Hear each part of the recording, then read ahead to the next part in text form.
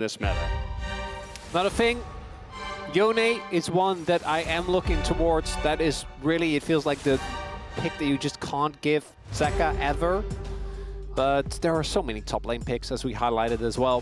For DK, I think we'll also know pretty quickly which DK we're getting. They have been very form of the day, as in you know pretty quickly which type of DK you are going to get.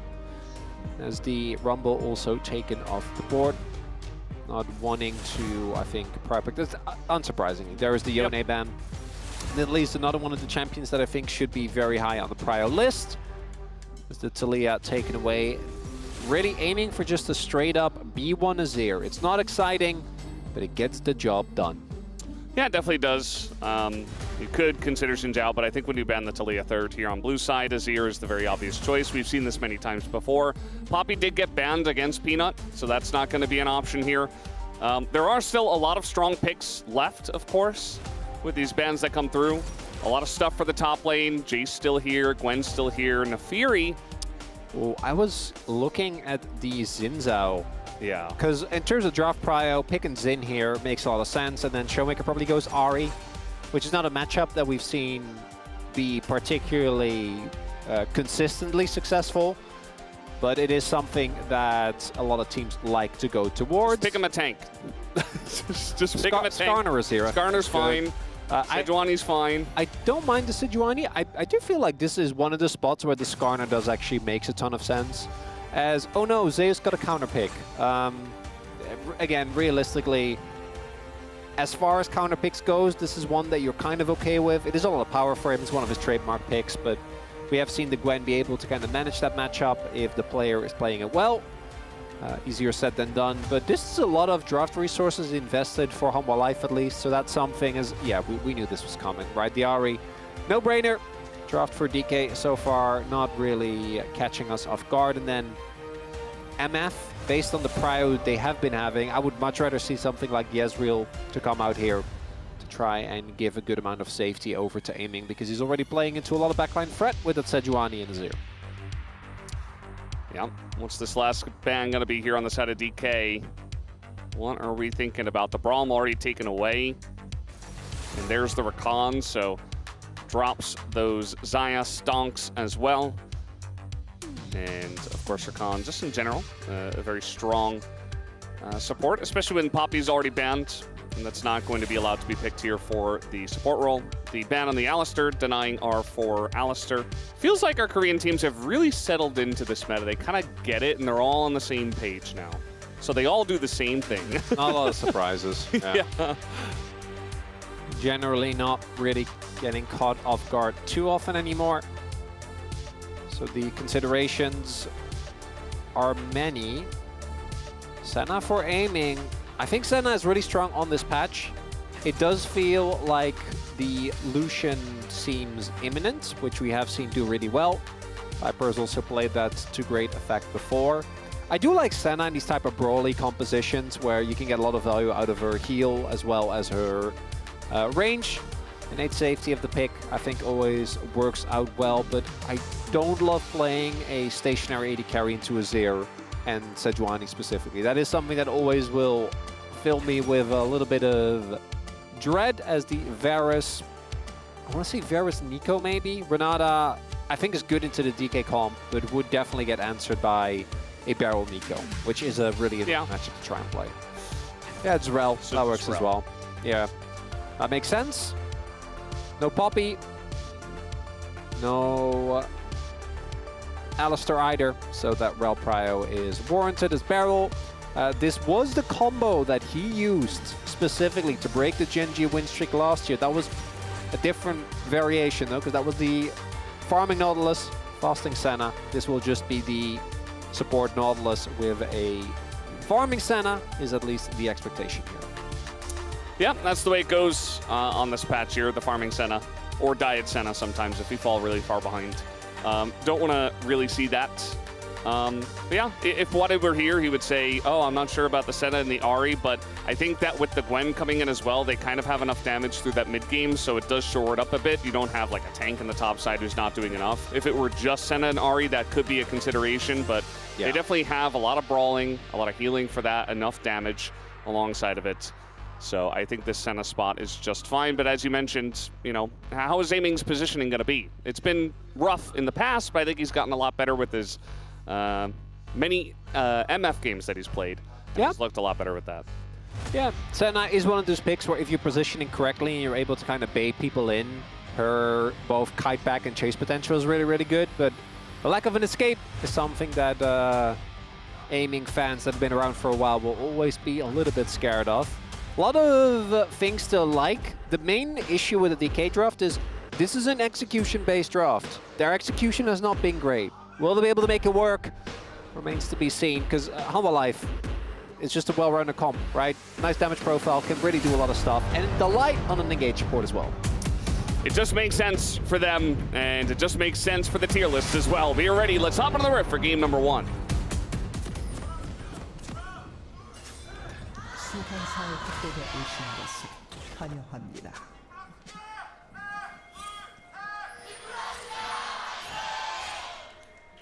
미니언 생성까지 30초. Off we go, game number 1. Barrel already in the top lane, alongside a Delight. And you said it before, I think we're gonna know very early on if DK is here to play. Because if we see Lucid and Showmaker actually synced up, this 2v2 was one of the big reasons why in LCK Cup they were really popping off. And if Barrel and Aiming can play a clean both side 2v2, then I think things are fine. The composition from DK is definitely playable, right? You have really early skirmishing, particularly that three-man core of Ahri, Xin and Nautilus is definitely tough to play into for some of the picks on Hanwha. Both Zeus and Viper in particular need to be a little careful. And even people like Delight, if you are able to take them down before they can proc off the shock and Ralph can start taking those resists, then definitely have a window there. Topside is also a thing, because I don't think Lucid will have the time to invest resources towards Shiyu, just because the rest of them up I think is going to be important. So Shiyu is going to have to do a lot of lifting, and as I say that, unsurprisingly, he takes a ton of damage. He's also going for the phase rush on the Jace here that we have seen into the Gwen, whereas Shiyu just going for the grasp. Yeah, she's got to be very careful, especially in these early levels. You know, the shot blast didn't miss. You see Zeus now trying to hit the wave, so he hits level 2 here. Should be getting it first. As we see lots of wins on these champions for Humble Life Esports, just makes sense. They do win a lot. The update on the Preds, by the way, from X went much more in favor of Humble Life Esports. They're now almost 82% in favor of them. So we had it at 75 at about 250 Korean Standard Time. As enough about that, we got a flash on in. Stun goes in onto Aiming. And it's just an aggressive trade. I don't think Delight thinks he's going to kill Aiming here, but certainly does get control of the lane for them. Would have been good if Barrel hooked someone as, oh, Showmaker. Well, he's going to find Peanut. I don't think he meant to find him. And that's going to be a kill that is given over to Zeka just like that. Before 3 minutes, Peanut just showing up. Gives us some Pengus as well. Very happy with this play. Yeah, it does not bode well, does it, Veldas? When the RE bodes well down, for Humble Life Esports. Yeah, I mean bodes well isn't for the series, right? That's going to be our main question here in this first game is what do we get in? And Showmaker immediately dying. Kill also going over to Zeka, which really means that the very early Nashers is going to be accelerated as now an attempt here. Zeus is often one to fall for these traps. See if it is the case here. Lucid doesn't quite have the auto-proct, I think, so not wanting to invest his sums there. Also, Zeus could obviously counter. Maybe... No, I'm looking at the tempo for Peanut's too much and bot lane's pushed in, so I think Lucid's really getting anything. So Peanut is just going to be able to do a full clear with limited punishment for that early gank, which obviously delays him a little bit, but it's going to be an issue in this case. Yep, very worth to get your Azir ahead, your B1 Azir. That is the centerpiece of this entire composition. Sejuani's doing her job as now a bit of damage comes in on a Barrel and Aiming already. Peanut is here, but they know about this as there is a ward. Barrel just going to run straight into it, nearly dies, but it is worth to stop the back, I suppose. Barrel, though, is quite low. Lucid making his way down. And there's no possible bait here. Delight. Yeah. Barrel does still have his heal available. This looks very obvious, but Delight doesn't have flash, so even if it's obvious, he might just still die. As Delight about to get knocked up here by the Xin Zhao. And a bit of more damage would have done it, but they can't put the damage in, and now Barrel is too far forward, and Peanut comes in. Lucid goes back in, actually, as does Delight, and Delight's gonna go down. Peanut does finish off the kill, but now we got a flash forward here from aiming. The Root comes in, and Viper is in a lot of trouble. He gets taken out, and the bottom side of the map here for DK is looking strong. A necessity for DK. If that skirmish would have gone the way of Hanwha Life, particularly given the investments, would have been a disaster. But instead, that right there is the power of the back timer. The fact that Lucid had already based is what allows him to turn here, right? Had already gone back. And the same is not the case for Peanut. Initially, this looks rough because so much damage goes into the aftershocked and shielded up Delight. And then the kind of out of cooldowns, Viper is stacking up his passive. And they need to be careful. A great flash from Barrel means he stays alive for so long. And Xin Zhao's early ability to heal up, particularly with red buff, and the fact that he has an item advantage, means that they're not actually able to kill him. And then aiming, make sure he hits the Root, gets the kill as well. A really big win here for DK. Lucid off to a great start, and the kill going over to aiming. Yeah, I mean, it felt like a very close fight. Zeo's gonna get the needles out. He does get hit by a bit of those, but I like how he goes in for the trade, makes you use the needles, and then just knocks him away and backs away. Zeus very good about taking strong trades like that. Shu, though, he's just fine himself. You know, he's just going to clear out the wave. I say that, though. Zeus is going in. He's thinking about it. He wants to kill the solo, but he's taking so much damage. Oh! The flash misses! Oh, no, Shu! Not like this! And Zeus says, thank you very much. I will collect $200 as I pass go. Love the gusto from Shu. He would have died because Peanut was in the area. The flash in, a Hail Mary play, but Zeus just straight up outplays him. Gonna take a look at the replay. I think maybe he was trying to, because he must have known Zeus had a Shock Blast to like try and preemptively dodge the Shock Blast or just hit him with the final Q. But Zeus was very ready for that. And that is the top side.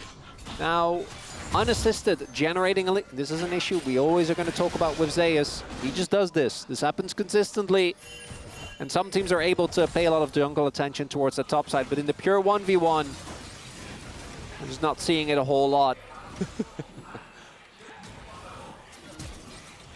Oh, he was already walking it off, right? Like I was already kiting back. Yeah. Saw it coming. And I had the Q ready. Zeus fans winning again. That does happen pretty often. Turns out he is a winner. And he is going to get another solo kill. He is #1 in the LCK for round 2. So he's just going to add to that number. Zeus now in the bottom lane. And I think this Jace is just fine into Senna Nautilus. Not a lot of pressure there, especially with the whole team coming in. As now, going in is Lucid, but he's up against 3 people. He's just in there by himself. And Zeka's like, hey man, you're by yourself. And Lucid doesn't even get to flash. Yeah, Banana Burst control, a powerful tool. It's that team up of Delight and Peanut. And getting the pick, that's a lot going over to Hanwha Life here. As Peanut will be able to take this dragon. And even with Viper towards the top side of the map, Zeus is just laning 1v2 with Prio. Obviously, they don't know for sure whether Peanut is still doing the dragon. Dragon's going to go over. And the early lead that DK found with the bot side skirmish has already been negated. And just one of those plays obviously is not going to be enough to take down. As we take another look here at Lucid, maybe trying to set up a play onto Zeka, but the fact that, again, Showmaker, as I think we were expecting, not been able to consistently generate Prio on this lane, fell behind early due to the gang, not able to join them on the play, and Lucid not respecting the possibility. He was looking for a player towards these grubs as well, and I think Hanwha Life is just going to give them the one. Yeah, we'll give them the one. We saw before we went into the replay, actually, Lucid did start it up by himself, but obviously had to back away as his team didn't have control. But at least he does get the consolation prize of the 1 grub. Don't see a lot of big grub fights anymore just because of the change. And, you know, if you get 2, you feel like you're in a good spot and you don't have to push for 3. So we only get 1 chance to fight over those grubs this time around. Peanuts. Blue buff fight? Maybe? Could have a 3v3. I think DK will happily take these if they can try and play around the Xin Zhao, who is still quite fed. Especially with Zeus not in the vicinity. Because that's where most of the gold lead is, right? And Zeka is quite strong, but is gated by his ultimate, which wasn't available, at least this early on, post-Nashers. And Rylai's obviously going to be a bit of a different tale as level lead for Zeus. Shiu just going to have to eat these trades. Phase Rush, I think, really paying off here for Zeus. You can see these trades continuously going his way. And when the man gets a lead, again, unless there is heavy intervention, he generally does not let it go. Yeah, and I'm assuming that eventually there will be some intervention, but Zeus is going to push the envelope until there is. You know, he is the one that tries to put on the pressure to drag the jungler over, to drag the support over, to drag help over so that his team can get wins elsewhere on the map. And sometimes he looks silly doing it. He gets caught out occasionally in rough spots, bad timings, but that's generally his play style, so we can know to expect it. And Alma have just, you know, sent their top lane, or yeah, their top laner bot, their bot lane top have gone for the full swap here, and DK have matched them at this point. No objectives on the map. Barrel maybe looking for a wraparound towards mid here, but this isn't Azir. And also he was spotted on a ward, so Hololive know that they can pressure heavily towards this top side. And Barrel is just, yeah, I guess the play didn't work. It gives up half his health bar. And this wave is now gone. Two plates. Yeah, 2 plates. Lahens also has done this a decent amount, where unless you're certain these roams are actually going to work, you need to be very careful about just leaving your AD carry alone. Azayas, maybe this is the punish, but Peanut is in the area. Yep, the intervention is coming from both sides now, actually, as Peanut gets over here. It doesn't look like Homolife want to fight this, though. Azayas just knocks him away in flashes, and seems like they do not want to fight the Xin Zhao at this moment in time. Makes sense. If it backfires, Xin Zhao and Gwen are both type of characters that can very easily take over in the longer fights. Lucid also has his Sundered Sky already done. Do you think that makes sense? Is the light not going to get his cancel? Barrel will be able to just hook out of the way of that. And Lucid stuck around for a little bit longer, maybe hoping that Zeus would go for just one more wave, but not going to be the case. One on the spikes now being finished across the map. I need to see, and we keep going back to this, but I need to see Showmaker on this Ahri have an impact, right? The big advantage that she has is her ability to set up picks for the rest of the team. But if she doesn't, you will very easily get outvalued by Nazir, who just kind of, even if Zeka doesn't go for the big swoops, you just kind of stand there and auto. And that's quite good. Especially with the new build, right? You go Rylai's, and you're tanky. You can go Grasp, or you can go Lethal Tempo, which is generally what we see with this build, because you have the tankiness from the Rylai's. You don't necessarily need it from the Grasp. And you don't die. You slow everybody. You do a ton of damage. And it's incredibly safe. And that's what we love. Like, we already loved Azir because he's safe inherently as the champion, but now he's got builds that make him even more safe.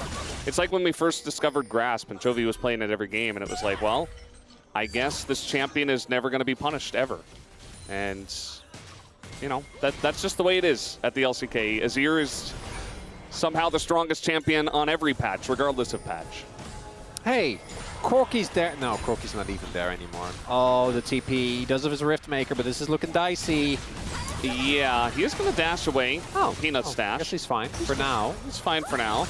They're still just bleeding plates, though, as Needle's now going to come out here. Shu looks like he is okay. He clears out the wave. Peanut's still fighting him. There's the stun, and the ult comes in as Zeus does come back. It is a bit of a 1v2.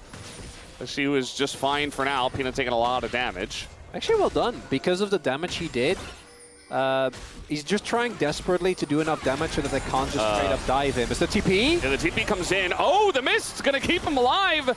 And now the ult comes out from the Senna, and Showmaker on the Ahri. He's just cleaning up house. As Peanut goes down, it's a double kill, as they do not respect the Ahri teleport. And that was all Shiu.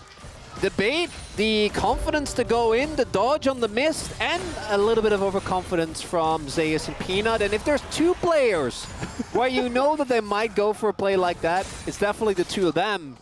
And Showmaker, we wanted impact, TPs to top, picks up the kills. The issue, and this is something a lot of teams also deal with when they play against Hum or against Gen.G specifically, is that just getting these kills is nice, but like, who's answering Zeka? This wave will get picked up, but there is always an opportunity cost when trying to go for these plays against specifically Gen.G and Hanwha, I think more so than any other team, where even though they got 2 kills, the gold lead is okay, but it isn't going to be enough by itself. Yeah. I do wonder, you know, Zeka, he was, I think, mid during that play. He could have maybe matched TP, but at that point, it's like, can you stop the Ahri from killing them all, and then you're just kind of there? Yeah, it's kind of an awkward spot. Yeah, just keep the pressure up. Yeah. Also, I don't know 100% if he was like available for that either. Zeus now down a level. He's still up in gold, about 300, but you know, even with all of this pressure and help he's getting from Peanut, it's not a gigantic lead. I think that Shu's doing a great job of keeping it even, keeping it close. A lot of people here. Yeah, we even have a TP now. So Zeus, or rather Zeka, heard me and he's like, well, I'll use my TP now. Shu in a lot of trouble. You're not getting out of this one. 4v1 under the turret. But at the same time, DK are going to look to push mid. It is a Senna though, so you're kind of just look at her go. The turret. It's not really doing much, but they are going to get a free Rift Herald and damage on the top turret as well. Bit unfortunate, Shu there, not really expecting this heavy of an overload, because that clears enough if it's just Peanut. But with this many people on that side of the map, not going to be able to outplay it. The play is fine though, especially if they can, I don't even know you have to play for the killer, but just getting the Herald shards on mid. If you get 2 turrets for 1, trade's not too bad. You do need to make sure the inner doesn't die though, and Zeus is trying his best to take that down. Mid also not actually going to go down, but a good amount of damage done here for DK, and they should be able to trade that top turret as well. Yeah, top turret goes down, mid is extremely low. The one other thing I'm looking at is the feats of strength, where they're both very close, 1 objective away, and that's really the only thing they're playing for because each side got 1 each. The feats of warfare going to DK, and the first turret going to HLE Esports. So next objective could be pretty big. It does feel like on this patch, even though we don't mention it all too often, like the feats of strength are actually quite good with the price decrease. So something that both of these teams should have their eye on. So in about 2 minutes, might see a play over that Mountain Dragon. As Peanut just going to throw in an ult to not die. It's a very long lane. Zeka is here with his turret against 3 people, and now TP's coming in. They're both going to just ult and flash away from that one, as they did not want a piece of Zeka. They got the TP though, so Lucid not having his flash is definitely a price that is paid, but does allow Shu to now put some serious pressure towards his bot side of the map.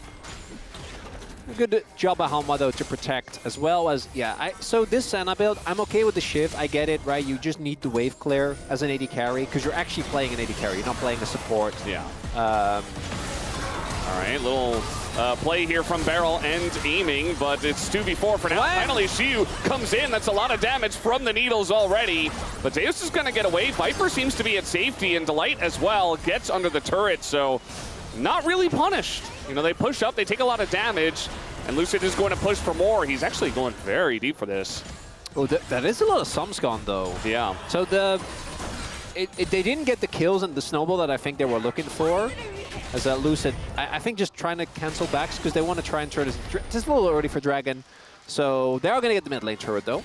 But that is flash gone for PM and for Viper. And the Viper flash is actually a really big deal, because it is DK that is going to be looking to take him out. He's one of the easiest targets. As you take another look here, so Barrel goes for the redirect, so he ults and then redirects to try and get the knocks up both Viper, and Zeus does get out. I think they probably could have taken him down instead. But again, I think the amount of sums that they get there, plus the fact they get mid lane turret, is still a good punish, as the Scuttle is picked up by Barrel. Yeah, it was a heavily contested Scuttle. Zeka was going for it, Lucid was coming in with the smite, and then Barrel just autoed it once, and he got it. There's just so much pressure on this one Drake. Feats of strength, and the first Mountain Drake, everybody's going to want at least 1 Mountain Drake, if not more. Yeah, there's a lot of characters that, if you get Mountain, become really obnoxious, right? Jace with his extra resistances, Peanut is an obvious one as a tank, but even Shu gets a ton of value out of it. Playing a Senna when you have a shield on top of the healing that you provide as well. As Delight, he is looking, has flash available for a big angle, as does Zeka. Their damage on this dragon is so slow from DK. Oh, the poke. With the Senna. Barrel really trying to hard force for that one. He's going to totally miss, but he does eat the Sejuani ult, taking a ton of damage though now. As you and Lucid are pretty deep, the rest of the team not quite in there. A lot of needle damage though, and the Senna ult over the top, and now they get that hook on Azeus, who is going to have to flash away. Dragon also goes to DK, and this one is looking good. Resets! Resets are coming in. That's a second kill. Showmaker once more. And Zeus just trying to do some burst on his way out, but he will go down. The charm, the insta-cleanse. But look at this, they put that aiming under the turret. DK with the clean 5-for-0 ace in this game. Is game 1 DK back? Yes. We're not gonna make any judgments about the rest of the, but game 1 DK was a meme for a reason. And the 5-for-0 out of nowhere against Humble, of course they do. Make it make sense, Valdez, as a lot of resources are just put into Barrel here, who doesn't really care. And then the re-engage from the light here is on Lucid, who you can't really target, and Shiu's still in his bubble. And this is where I think the value for Senna really shines, is in these type of long fights, right? Where you get to get multiple rotations off of the heal, the shield to keep your teammates alive. And then as soon as the Hanwha or the DK Combatter gets one kill, obviously Shiu is going to, or the Ari rather, is going to start taking over. As that is, so that's Drake. Yeah. A 5-for-0 and Otacon. I guess DK's back. Well, okay. For game 1. Okay, there we go. For game 1. I wasn't done, okay. Yeah, no, that's my bad. Give me a moment. I pulled the trigger too early. Yeah, but this is a very significant lead. Like, it wasn't going heavily either way. And I was talking about how this Mountain Drake fight was going to be huge. Both teams wanted it for the feats of warfare, for what it could snowball into, which we've obviously now seen, is Otacon, based on the timing of this. And this brawly comp from the side of DK, they just played it out so well. They got so much value in that long fight. And Humalife just could not position to do enough damage. And aiming now 5-0-4. 2.5 items, only almost a third item completed on top of it. The standing implications for this series are so big, right? Because we talked about the DK side a lot, and I think that is still going to be the main conversation because they're at the risk of not actually making it out. But even when you look at Hanwha, they are still quite far ahead. Like catching up to Genji, we all know, like that's just not something that is going to happen. That doesn't happen. Yeah. But there is a chance, there is a world where Humalife aren't able to get out ahead of T1. T1 are facing them next week. So if Humalife somehow end up losing, either in this series or in any of their future ones, that head-to-head matchup might end up deciding who gets second places. Look at that.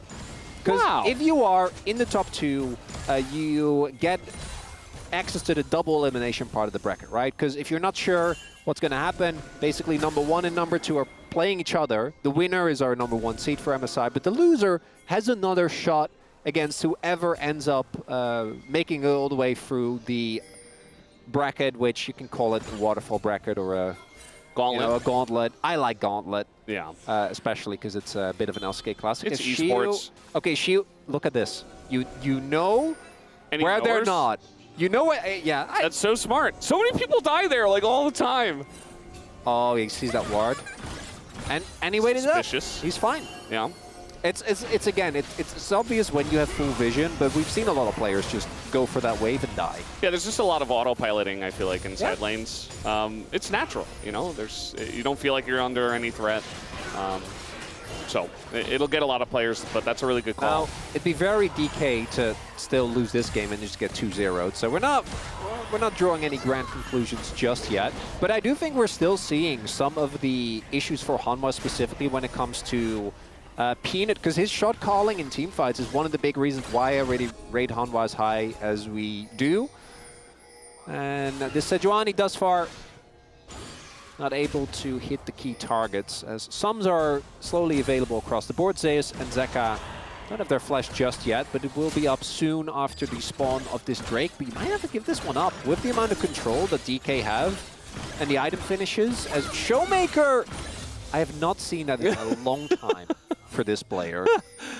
It's almost like he's sending a message. I don't even know. I mean, It's worth it if you're close to 10 stacks. It is worth it. Yeah. Especially from ahead. So I think it's still a good call, but a lot of players at this level just won't buy it. It's more They're, like, commentary on Showmaker's form than it is on the buy. I think the buy is always good, because if you end up losing the fight, then yeah, you sell it, and the loss I don't think is too bad. I still feel like a lot of our players will just ignore that and sit on a Dark Seal for a very long time in favor of completing other items. But Showmaker is not one of those players. As we're looking at Mountain Soul Point here, given for free to DK. There is a TP. Oh, they're just gonna try to rush Nash. Yeah. As aiming is coming on over. They do have Varus, lethality, or not lethality, on-hit Varus with, of course, lethal tempo. They'll be able to get in here. So they have so much damage. Like, look at that health bar. There's nothing that Barrel can do. As Showmaker comes on in, but the smite is going to be good. That is the Baron over, but already Viper's dead. And Peanut as well, just going to go down. Zeka left here, as the rest of the team is just abandoning ship. And Zeka, it's only a matter of time for him to go down here as well. So 3 kills in the trade for Baron. I think Homolife will be okay with that, but let's see what DK can get off of the back of these kills. Maybe looking for a cheeky kill if someone walks into a brush here.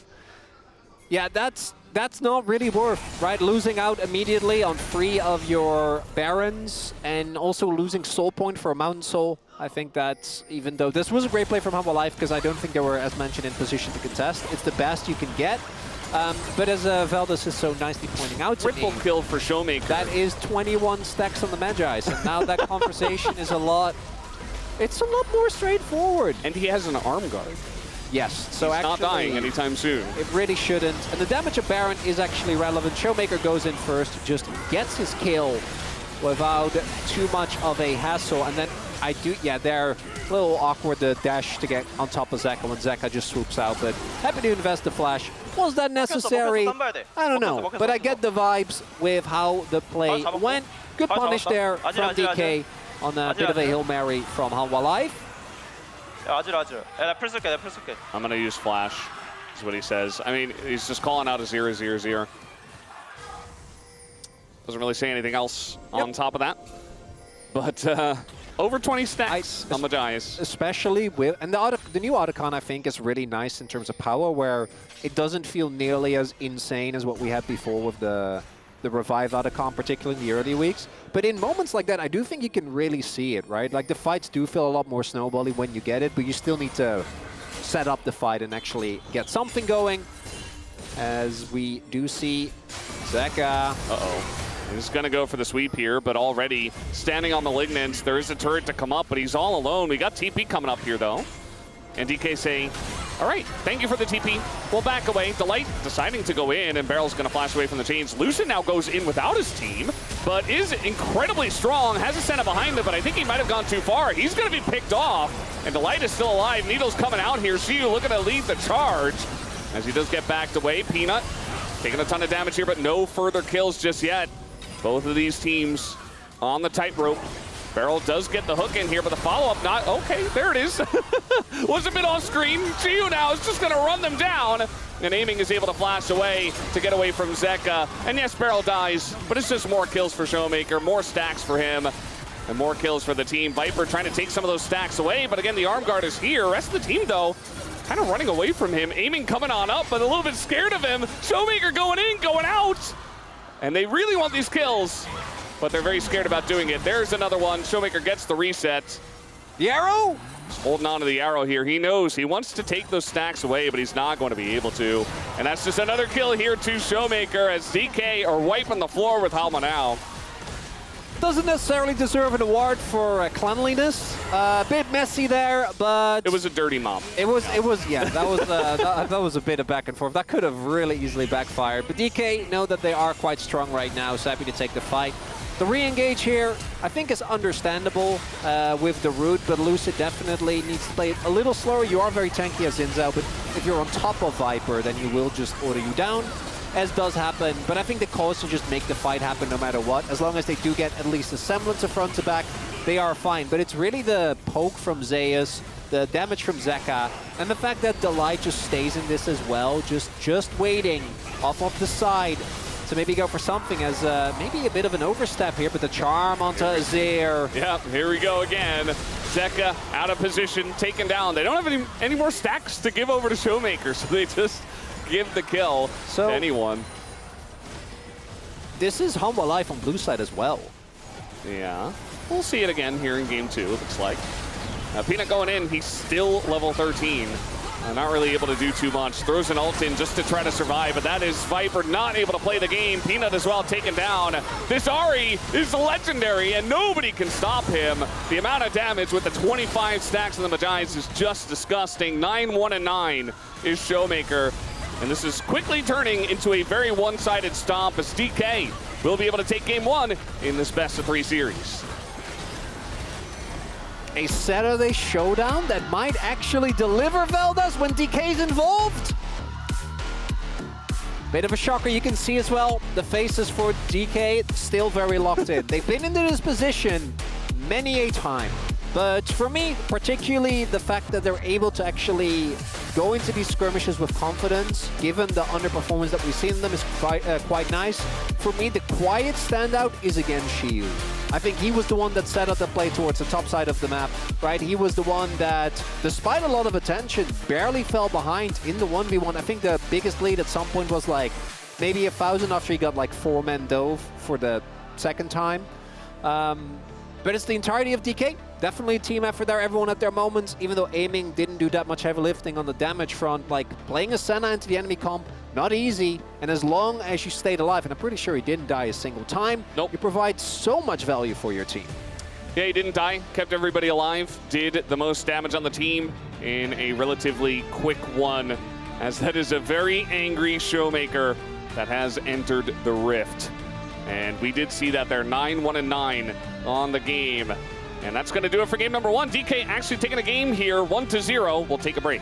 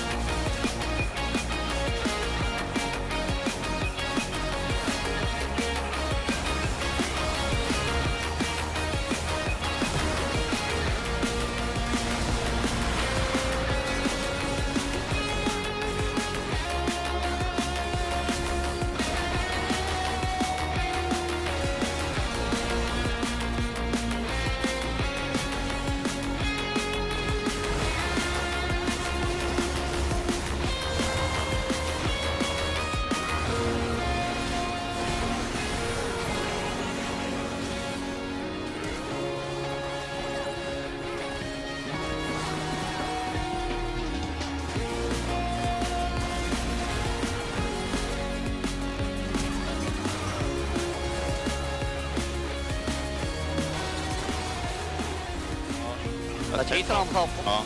아직 뭉칠게, 아직 뭉칠게. 매혹대. 야, 텔포. 나 춘했어. 와봐. 바지를 잡아봐 일단. 나 누웠고. 아, 나 해도 돼. 야 이거 미드 다이브각까지 보는 거 어때? 보자. 야, 제이슨 이거 가용도 40초라 적당히 하고 가용 가는 게 제일 좋아 보이긴 해. 교엔이랑 핫탑만 딱 써보는 거 어때? 내가 해줄 거 없다. 형 맞춰. 야 3조경은 채울 수 야, 있어. 세주. 야나 3조경이야. 보자. 데이트 같은데? 데이트 데이트 보자. 바로스? 데이트 노펠. 야 데이트 한번 봐줄래? 내 매혹되고. 내 프로필만 해. 나이스. 나 20초. 나 솔라리랑 힐 다 있어. 보면 매혹. 데이트 뒤에 이번에 그 솔라 쏠게. 괜찮아. 쉬어야 잘 정졌다. 그렇게 내가 따는 건데. 괜찮아.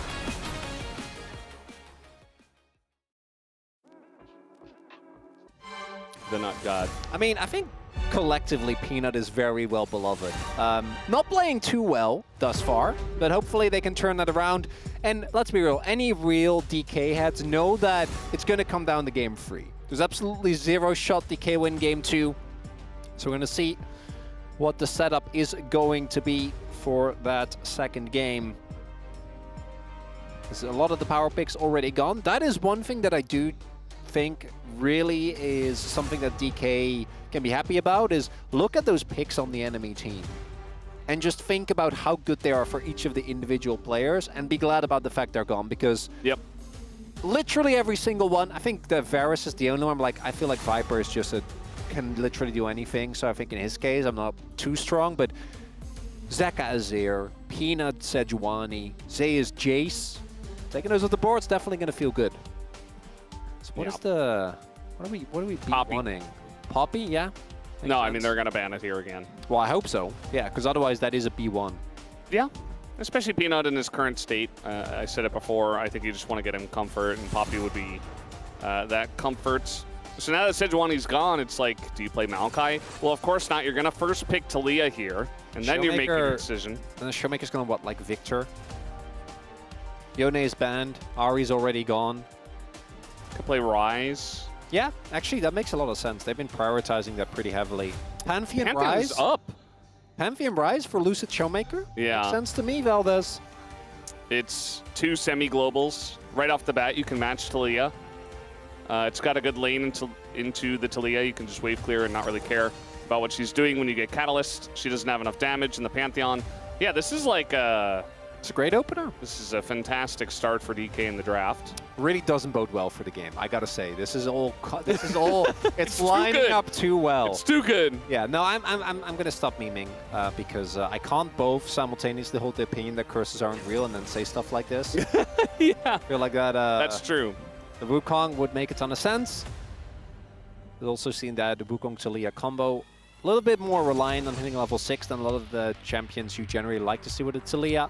But Xin Zhao's gone, Pantheon's gone, so, and Vi is banned. So not a lot of other point-and-click-esque pickups that you can realistically go for. This is both a pick-away. Lucid has not recently picked the champion up a lot, but we do know that he plays it.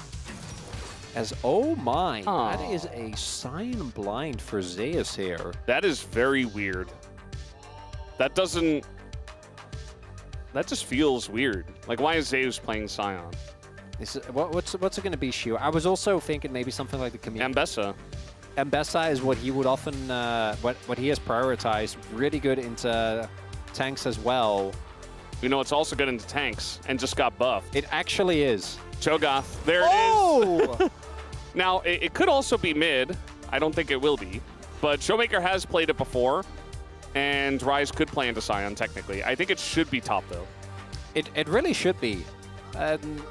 Curious to see what type of setup it is going to be. Because, you know, theoretically, particularly with Rocket Belt, I think right now in a really good spot, could be that that's the type of build you're going for. My expectation is that it's just going to be straight tank. And obviously, playing Sion into the Cho'Gath, quite rough. Actually, channeling a Q is hard because he has his knock-up, he has his Feral Scream as well. And then the fact that you have 1k true damage on an ultimate definitely means that you're not going to be nearly as tanky as otherwise you would be as the Xayah going to get taken away. And then an Ezreal Prio is the most likely here for aiming. You could also go, like with a comp like this, I think you can also go for... Well, you can go MF. I think you can also go for stuff like Jhin. I just don't think that aiming will go towards that. His Senna performance, though, was really, really good. A barrel counter pick also seems quite likely. Unless they, like, because I'm looking, I don't think there's a lot of engage support. Like maybe Leona on 4.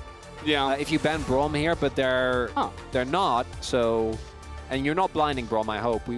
We've seen that a bunch of times, and it always fills us with flaming hot rage. Do not do it. The MF banned by DK is an interesting sight, just because it is aiming and MF. So then you're really looking to Ezreal, though, because you don't want to give him the lane. There is the Braum ban, so at least we don't have to see it blinded, which is good. You can also go Ashe if you want to. Not as high on the prio list. I think Ezreal makes the most sense into Wukong and into Taliyah as well, right? Able to continuously and freely get out. Leona blind now, I think, is fine. With the Braum already taken off the board, and there's not a lot of Primo engage support still available. This is safer, though. Yeah, if you don't pick Ezreal here, I think there's a good chance it gets taken away. It will, yeah. With MF off the board, it just feels like he can just do whatever he wants in the lane. So Ezreal comes out. They hover the Leona, which could have been a mind game as well. Maybe Barrel's thinking about something different entirely. Leona, Kaisa Leona. Rakan, I'm double checking. Could also go for that, like Jin Rakan or Kai'Sa Rakan. Jin, Viper has been exceptional at this champion. And the Leona pick away makes a ton of sense, right? Like, what are you really afraid of walking into? Knowing Barrel, is he just gonna slam the Rakan? Karma. You definitely lack a lot of engage if you don't pick an engage Well, they're support, definitely gonna engage into you. So, yeah, from that perspective, it's not too bad. could also try for like a Nico. Nico for the lane. Yeah. And Nico again, for the lane, and it gives you some sort of engage. it does. It also is, I think, really good into a lot of what Hanwha have. Because Hanwha's composition outside of the Jin is very short range, so they are going to have to kind of run into you.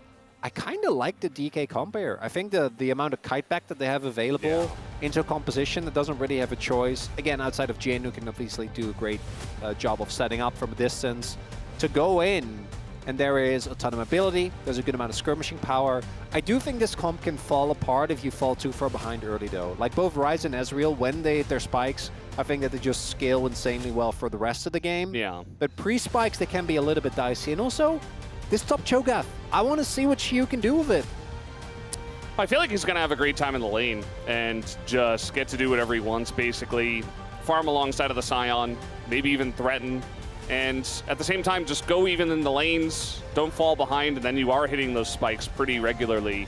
I think that Peanut and Delight are going to have to be really crisp on these engages because, as you mentioned, the kite back is so insane from DK that if you're not getting perfect engages onto, like, Ryze or a Pantheon that's out of position, you just kind of fall apart and you get kited out and you don't really have a way to close the gap.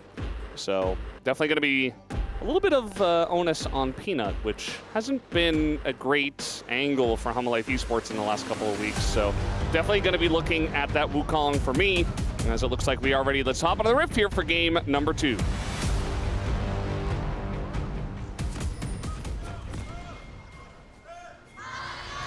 소환사의 협곡에 오신 것을 환영합니다.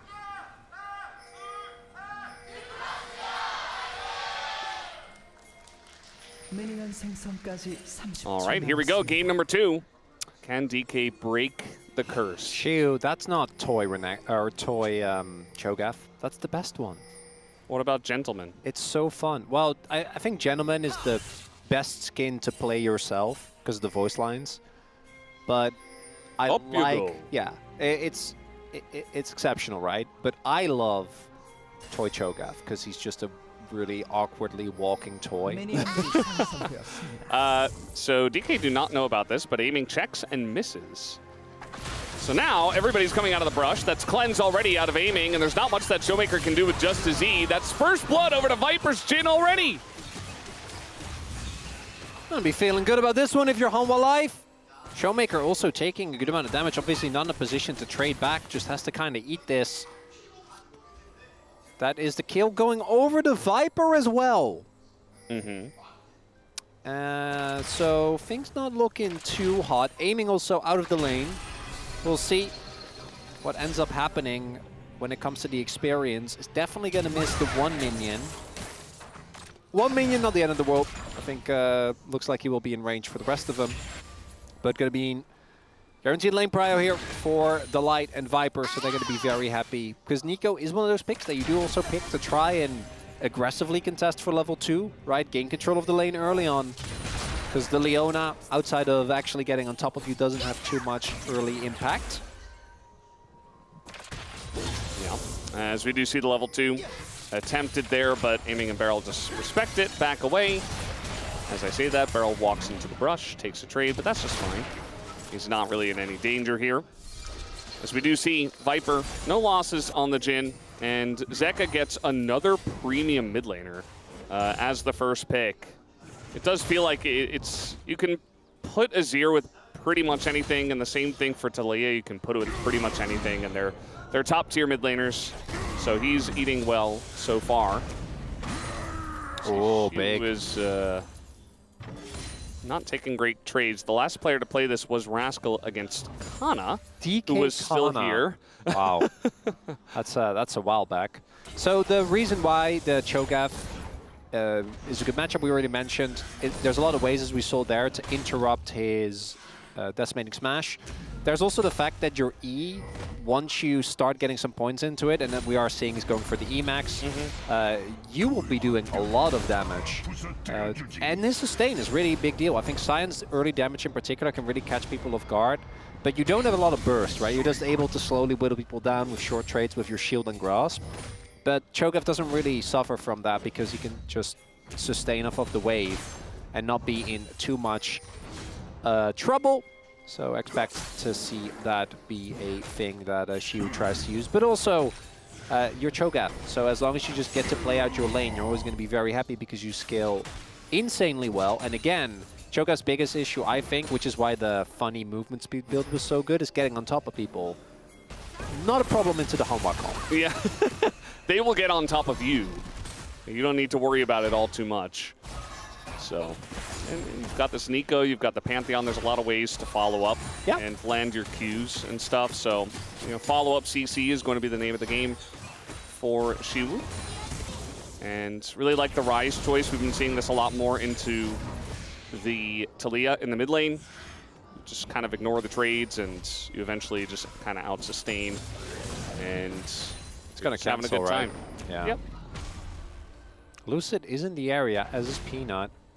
So we'll see if this leads to anything. There is vision. Lane gank could be possible, but really, these two top laners are not the most threatening. So even if you do hit all your skills, it's going to take... it's probably not worth the time, and neither jungler seems to think that it would be. You're right about the Scion, though, and Xiu is going to respect that. We do have Beryl, or not Beryl, Delight. It always, whenever I see Leona, I'm like, that's Beryl. But in this case, it's not. I didn't check the skin, but like, especially if he'd also be playing the... He's not playing the skin. All right, flash on in. Delight going to trade for that. Wave is pushing into Viper and Delight. They're going to be happy about that as well. Xiu going to have to back away from this lane. Yeah, wave state definitely a bit abhorrent there. But it looks like DK is just going to accept a dragon instead and then keep Xiu in that awkward matchup. Even without the Q-Max, Cho's ability to farm from a distance is okay. So he'll be able to at least get a little bit of resources. See what the wave state is, though, because if Lucid doesn't make his way up at all, I don't know at what point Xiu is going to be able to fix this. So that is something. But they do get an early Drake here. Does DK for their troubles. Yeah. Aiming knocked up by a Scion as Ezreal. Looks like the wave is being set up to crash in top again. So don't think Xiu is going to be too bothered, and he did just get a base in, so shouldn't be diveable, almost has his ult available as well. Showmaker missing a couple of minions there, trying to get a quick back in. And Xiu just hanging out with his buddy, the turret. He's been playing this one very safe. I feel like a Cho'Gath that falls behind early turns out to be very useless very quickly. So I think Xiu knows that even if he falls behind a little bit, as long as he doesn't get dove. As I'm saying that, though, we do have Peanut and Delight here. No root, though, and Xiu is level 6. But with still in a lot of trouble. Yeah, he's definitely dead. Yeah. Well, we'll see if he can outplay to maybe take a kill. I don't think he can clear the wave from a distance. Oh, they're trying to dive here. As Lucid just going on the bottom side. You see the ult come in. That's first blood, or rather second blood, going over to DK. And Xiu not dying just yet. The damage is not there. Tekka not going to be able to tank it up. Has to back, and Delight goes down too as Showmaker, roam up to the top lane, picks up a free one. I'm hearing Xiu yells behind me. Justified. I really did not think he was going to be able to clear the wave there and somehow survive, as this bot side play, this is also part of the reason why you pick Sion, right? Like, I don't think there's a way for Zace to really live here. Tries to at least trade, not going to be able to do so. Gets most of the wave, but then here, he's able to get access to the wave. He goes wide from Delight, and Delight is also tanking. So you have that wave coming in. It's well played by Xiu. Also a bit of a disaster from Hanwha Life, right? Like, why are we taking turret aggro when he was clearly not going to be able to get the full wave? 잘했어. 먹어라. He's just saying, you did well. Take the kill, I think is what he's saying. He did. He did take the kill. So that's now not a Cho'Gath who's behind. He's actually very happy. And if Cho'Gath is ahead, that's generally not a good thing. When you have a team that has notorious tank hater Jin. Yeah. Talia, both Talia and Peanut will still be fine, right? Wukong does kind of shred through tanks once he gets his core of Triforce and Cleaver. But if Wukong is attacking Xiu, I think DK are generally going to be pretty happy about the state of affairs. It's possible bot side play maybe being set up, and these early globals working well for DK. Now, on life, I don't think they're going to be too bothered. They still have a ton of power in their composition when it comes to these fights, and they can snowball fights very quickly because of the Jhin. We've seen that a lot where if a team tries to go for an over-aggressive play, and then they get stuck in a Jhin ultimate and just kind of whittle down from there. The fact that that Zeus is still in this 1v2, because Viper isn't really being able to do a whole lot of pushing, because the light is out on the map. Yeah. The light needed to cover for Zeus, but because the light is covering, Xiu is just chilling in top. Yeah, he's just farming it. Just getting stacks on his feast. Should be. Is that 2? Maybe 3? The grubs did go over to Home Alive. That's always a feels good, man, if you're Cho'Gath. Just eating one of those grubs early on. Because you can only get 6 stacks on your ultimate from the minions, which he is now on 2. Just used its ult off cooldown. So that's a nice cancel. Yeah. Feels very weird again to see Zeus playing the Scion and just kind of weak siding it. The charitable approach is we went for some data. For Humble Life, this match, you know, in the grand scheme of things, not the biggest deal. That is a charitable approach, though, because I'm not sure why we're picking the one player that was getting a humongous lead in the last game, even though it didn't end up being enough. Scion blind? Yeah, like Scion is strong. Yes. Don't get me wrong. It's just not really a Zeus champion, so... well, I think there is value, right, in being able to play different styles. Oh, Zeka, the ult. Yeah, trying to make his way up here. Xiu does have his flash, and he's going to use it here on the seismic shove.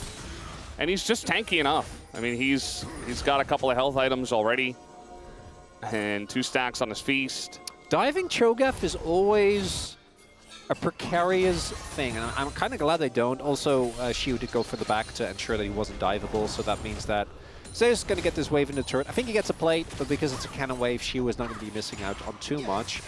But yeah, trying to dive a Cho'Gath is always rough, and then there's also a Pantheon, which was nearby. So there's the plate, but not going to be getting too much, and DK are setting up and are going to get this second Dragon Valdez, and as long as it's not Chemtech, Ocean, I guess Ocean also is a little... It's Chemtech. Well, I know we're getting the cam, right? We have to. This is a Nico getting engaged on here. Beryl not in a great spot, but he is just going to walk this. Okay, aiming, not going to block for that. Seemed like a very straight up one, but he elected not to. Instead, he said, I'm the AD carry. I'm not going to block for you. Beryl also could have flashed. They just said, no, you know what, Beryl, you've made a mistake. Accept your death. I think that's his comfort zone anyway. Yeah, Beryl deaths aren't real, unless they are, you know? He did give a second kill to Viper's Jhin. Well, I don't think it was good. I don't like it, but if you're buying into the Beryl mythos, then this is fine. It doesn't really mean too much.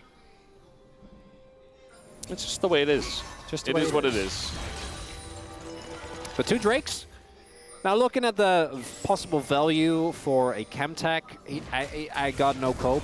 I guess you have shielding on, you know, on Rise. You have shielding or healing for Xiu. But yeah, I think it's just bad for this comp. Yeah. Yeah, I don't really see it. Maybe they'll get some of the individual ones. The Soul is always going to be pretty good. Well, Cho'Gath will become unkillable. Yeah. So that's nice, at least. As we take another look here. Okay. 13% less killable. 나 W 1초. My W in 1 second. I was kind of expecting a huh? When Beryl just like takes the first shot and just straight up dies. Angles are difficult. Yeah, this is why Rise doesn't care, because you just walk at the Talia, you take a bunch of rocks to the face, and you win the trade. You literally, yeah, you take the combo, and he's just sitting on Catalyst. Yeah. Works. Catalyst is the best item in the game. It's good. Yeah, I know there's been a lot of outspoken people who have strong opinions that I think on Rise, actually finishing Royal makes sense because it's Rise, right? So like, these skills of mana, it's kind of a no-brainer. But a lot of other champions, you can just be very happy just sitting on Catalyst because of the sustain. Yeah. As we do have Shield, the Heartsteel stacking has begun. The time Get in there! is finally Get him here. stacked! We already did. So he's already at For the 19. grasp. The grasp. He gets in, gets another one. Can we actually got another one? Can we get a grasp check Get in there. from our space? Is that a thing we can get? I want to know who's been grasping better. Always a good thing to look at. Showmaker in a bit of trouble here. Is going to try to flash away, and even with the Roa against 3 people, he will go down. We do have Lucid trying to join on in, but he's going to get knocked back. Delight in a rough spot as the spear gets him, but at the same time, it's 2 for 1, and they get free time with this turret. Even picking up 1 plate before it does go down, so Humalife going to like this trade. Pretty big win there for Hanwha. Nicely done. Able to both punish Showmaker and then Lucid in an attempt to save his mid laner. Ends up going down. Viper, I think, picked up an assist there as well for his troubles. And she, you know, like he's winning the lane, but winning the lane just means he's pushing it waves and he's scaling. So he's not really going to be able to do Does just that. Cho'Gath have scales like a dragon would? Oh, I don't. I think it's more like It's like spikes. plating. Well, it's more like a Zerg, you know, like like the insect. What is it called? Exoskeleton. I think. Something like that. As Showmaker, I wonder if he flashed the initial Leona stun, and maybe it would have been okay because he would have gotten over the wall. But unfortunately, if he gets over the wall, maybe. But if he doesn't and gets bounced, then probably not. Delight just dies here. Not sure exactly how that originated, but it does mean that this Rift Herald will go over to DK. Still a very close game in terms of gold, but DK are getting all the objectives. Well, they also can turn this, I think, into Dragon Pressure, right? Because it's very early on still, so you can play for this topside turret because Delight is dead. Zeka. That was very unnecessary. Well, Hanwha, okay. DK are actually playing the map well. They have double globals, right? I want to give them credit for that, even though Hanwha found a nice counterpunch on bot. But Hanwha also are just walking into these continuous skill shots, and like with Shiu, when he got dove, at least it made sense. It felt like an actual trap. That was Zeka just walking up, knowingly that they were taking the Herald, because Delight just died there, and he's giving up his flash for no reason. Yeah, we're getting some grasp numbers. Oh my god, they're even! They're exactly even right At 15 minutes, they both had 13 stacks. They both gotten 65 max health. Love to see it. Kind of does make sense, like 2 beefy boys just attacking each other at the same time. We do have a setup here for the first Chemtech Drake. Rift Herald going mid for pressure. And Hanwha, I mean, this is just 1 Drake. We'll see if they do Realm Orb. this as the Realm Orb comes in. He's just gonna, not eat it. Messes up the timing. But it's still a fight that is good for DK. Zeka in a lot of trouble. Some shots do go into the Cho'Gath, though, as they finally do take out Zeka. But are they too deep is the question. Peanut's gonna flash away. And Zeus is leading the charge here. Barrel in a very awkward spot and should eventually be taken down. But look at the right side of this fight as a bunch of damage going into Delight. Lucid just trying to survive. He gets chopped down by the Wukong. And now Showmaker going 1v3. Not the best spot for him. Should eventually be taken down. Double kill, and the Root comes in onto aiming. But he is Ezreal, and he gets away. Hanwha with a big punch back. Missed time there from Shiu. Doesn't actually get the dragon, and that play would have been as messy as it would have been, but then at least you get the dragon. Instead, big punish to come through. Don't get soul point, and Shiu, we see how long it takes to get him down, but because he's isolated from the rest of his team, his tankiness doesn't really have any inherent value, and that is going to be a big counter punch. A lot of turrets being taken there as Zeka, I think on the receiving end of an ultimate, but he just walks it off. He's very ready. Not too bothered by that. Yeah, he skates his stone board away. I love the idea Execution, unfortunately, not the best. And the counter engage from Zeus there actually gets everyone out. So it's a Zeka alone, and then the rest of the team alone. But there's a Jhin. So even though they do eventually get up Zeka, the position they find themselves in is very deep into enemy territory. And also, I think they could have disengaged her and just let Beryl die, and it would have been a lot better. But instead, they try to salvage the situation, and it doesn't work. Now, speaking of Beryl dying, they're going to let him die this time. There's no turret in mid, no turret in top. Homalife got that after the Drake fight, so tons of map control going to them. Beryl does not respect it, And not a big surprise. it is starting to feel like we're on the same timeline. Yeah. Of a close game 2 that DK lose. And then a game 3 stomp. Yeah. That is the... We have not died. I know a that's lot the about formula. timelines. You know, we've been talking about this. I spent a lot of time, 100 timelines or whatever. 100 endings, and I still think we're on the same one. I think that DK haven't done it yet. Humble Life seemingly waking up a little bit, and the team fighting from this core of Jhin, Talia, and Wukong, very, very strong. I also think that fight was a bit of a mess for DK, and they're behind, but not substantially so. But it could be a sign of bad things to come for them. Are we really trying to make a play on Sign? I don't... Yeah, generally not a good idea, especially because they don't have much deep vision at all. So easily they could get counter-ganked, and it's not a fun time. Shu up to 6 stacks at the moment. I think only one of them was on a champion. That first kill that he got of Delight. But Yeah, so probably looking for one more.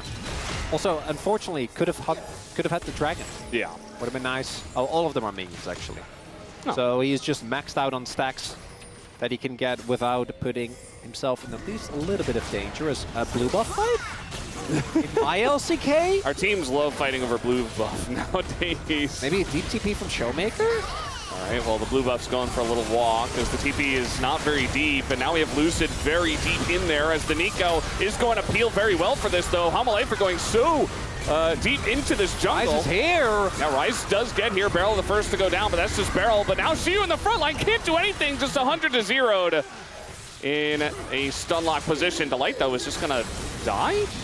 Don't know how Lucid managed that, but now the root comes down, and Viper will collect as this Jhin, 5-0-5. Nobody has dealt with him yet.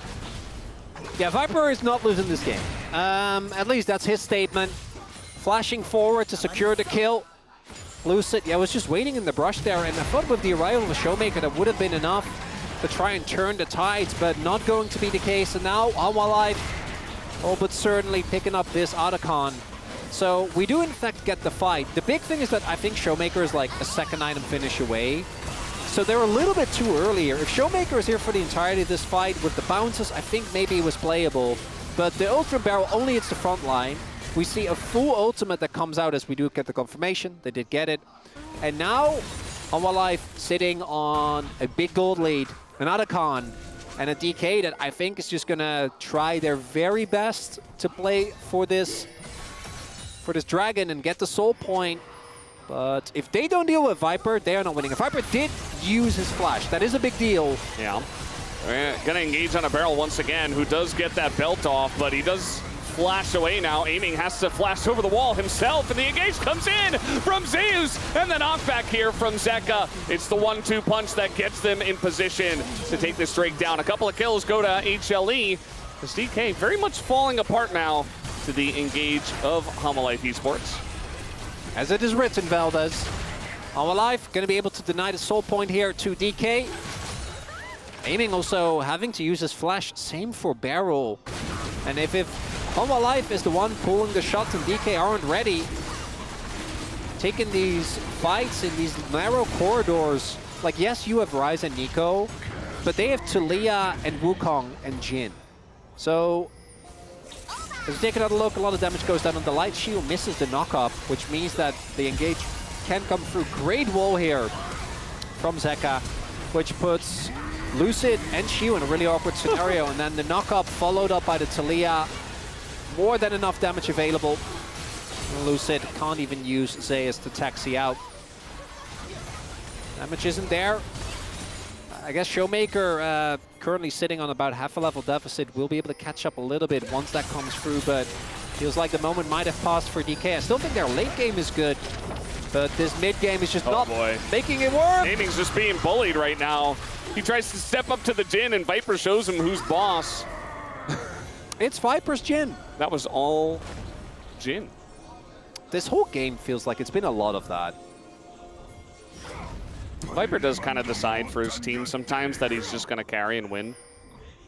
That does happen relatively often. And this game really fell apart for DK through the mid game. HLE just taking a bunch of great team fights as they normally do. Barrel gonna block with the clone.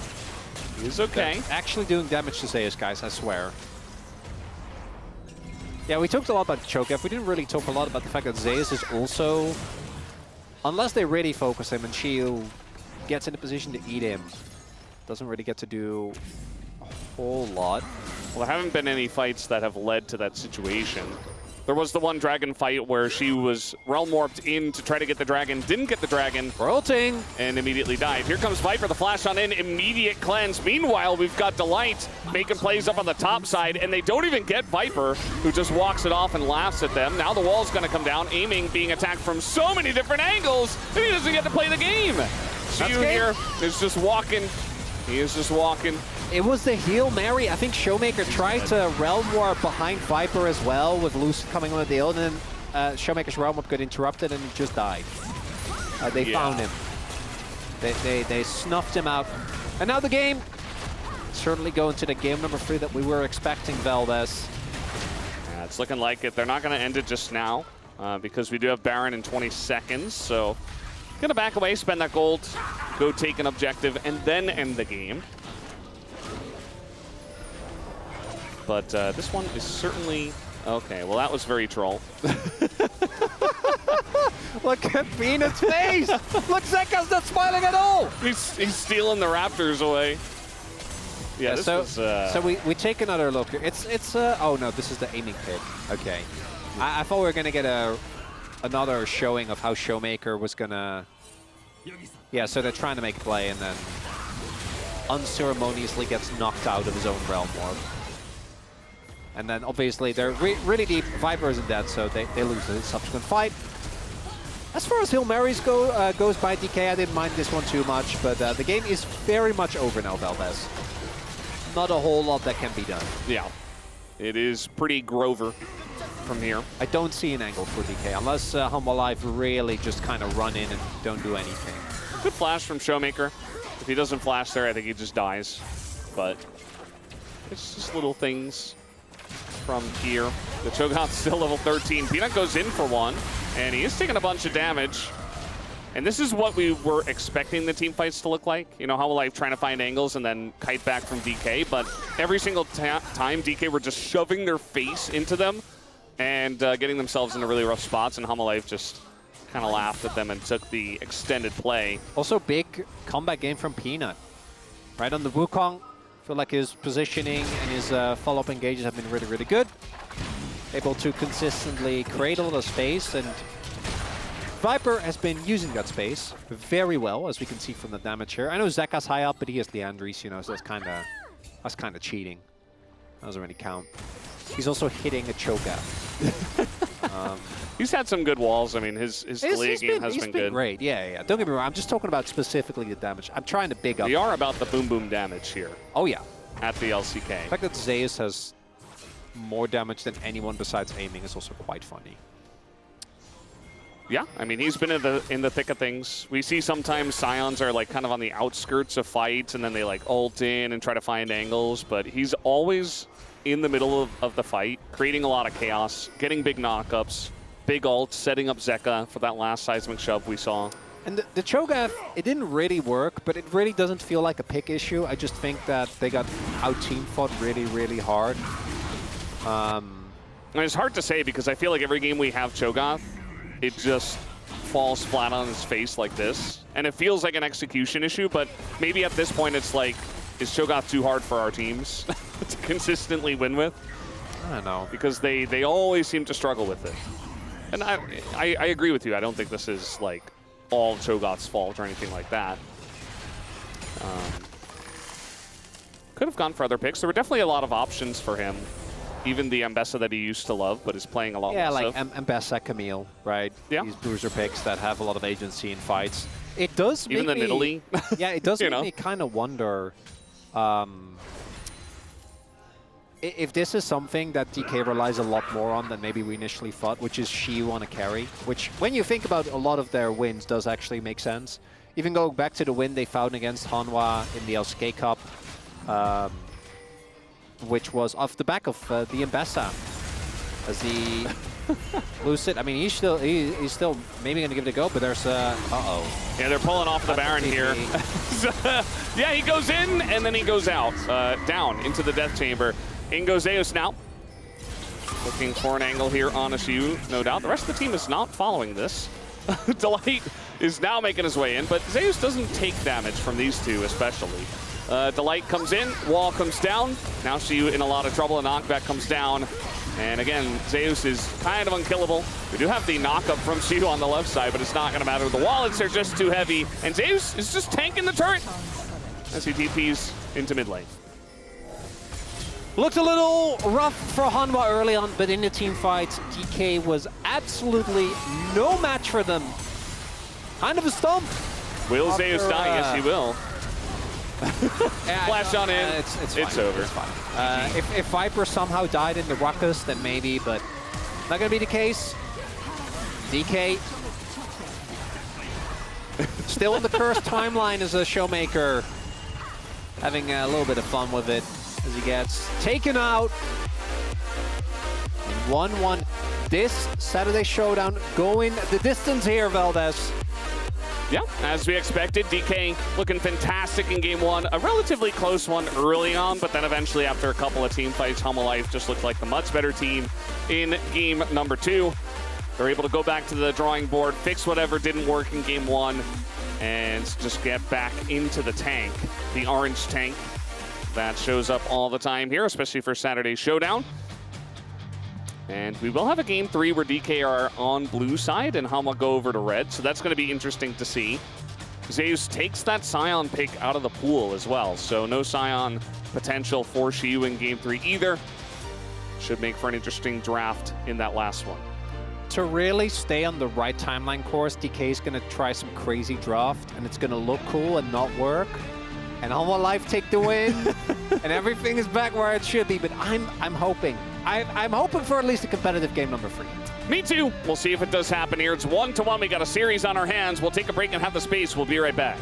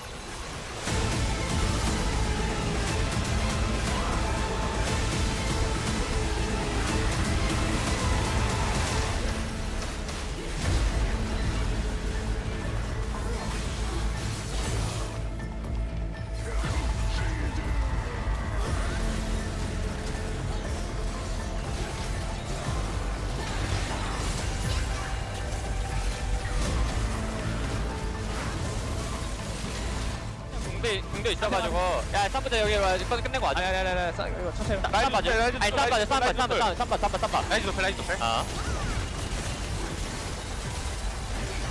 갈래 이거? 다시 칠래? 와서 아니 치고 다시 쌈 보자 이거. 레드 먹고 들어와 뺄게. 무지 하자야. 나 빼는 거 살짝 먼저. 이거 그냥 똑같이 포지션 살짝 봐줘 여기. 봐줘. 우리 좀 쌈 볼만한데? 쌈을 봐줘 돼. 쌈을 봐줘 돼. 파대. 아 이거 좋았어. 확실하게 좋았어. 아 파테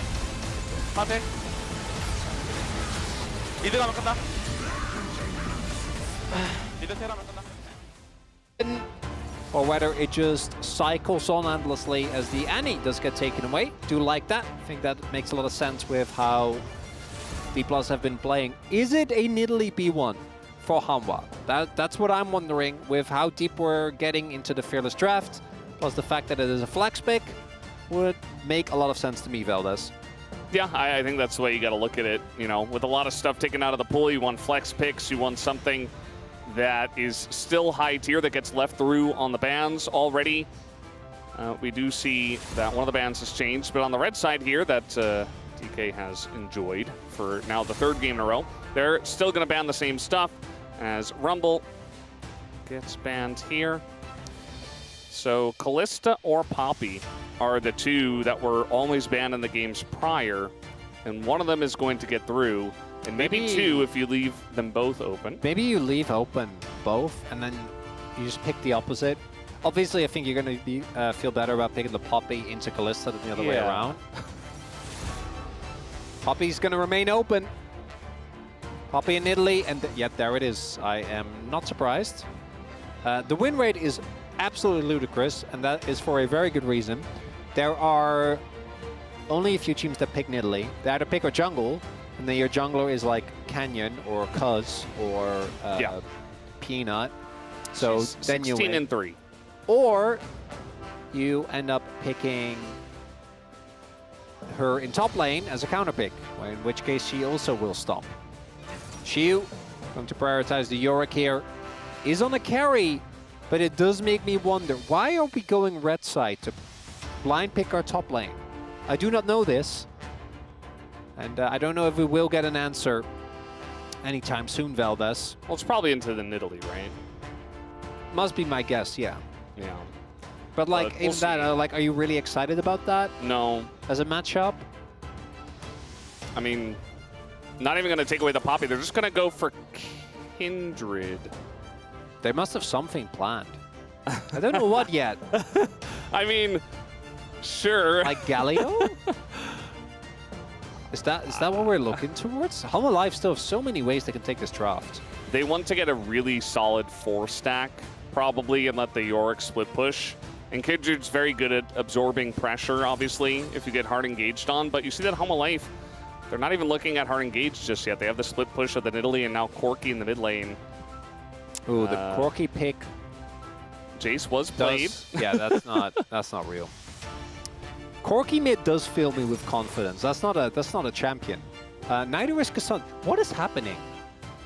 Well, it's the old Corki Nidalee mid jungle. Corki Nidalee Cassante. There have been patches. If you go back a year ago, that's top tier. Okay, that is crazy good. You don't mind getting lane swapped into. Corki's gonna stomp lane.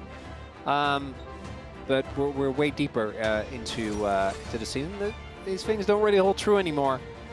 We'll see as the Alistar still gets picked here for Beryl. Finally going to deny. Now you ban Poppy. That's you have Kindred and Alistar. That's a Poppy Silas.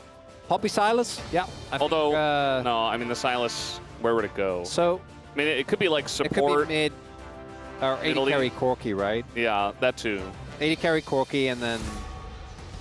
Okay, that's not Poppy. Maybe we leave, like, I think Poppy into Kindred as well, like, both her ultimate and the fact that she can't easily hop away. So maybe we leave open Silas, because I do think this is, in fact, a Corki mid. But Yeah. there is still flex potential, which is why you always have to be a little bit careful. And the Poppy's the one that requires a lot less flexing to fit in. You can just play it support. Obviously, it's very good into Alistar. Yeah, the Poppy for me is a no-brainer. And DK have also been prioritizing that as a ban, right? So I would be shocked if they don't take it away here. I'm glad we're all on the same page. DK are clearly, I don't know what the Hail Mary is, but like there's something that ideally is going to tie this all together. We just don't really know what it is yet. Maybe Showmaker's playing Zed into Corki, Yeah. you know? Well, I'm trying to think outside the box. I do think the thing I do like about the Corki is that you can't play Galio into it, which if you're picking the Kindred, like Galio kind of flows naturally from that. So Kalista gone, MF gone, Ashe gone. Kaisai's still open. Xayah actually made it through the trough this time around. I don't think you're super excited to play Xayah into Nidalee Corki, but it is one of the few AD carries that's open. And it also would deny a possible flex.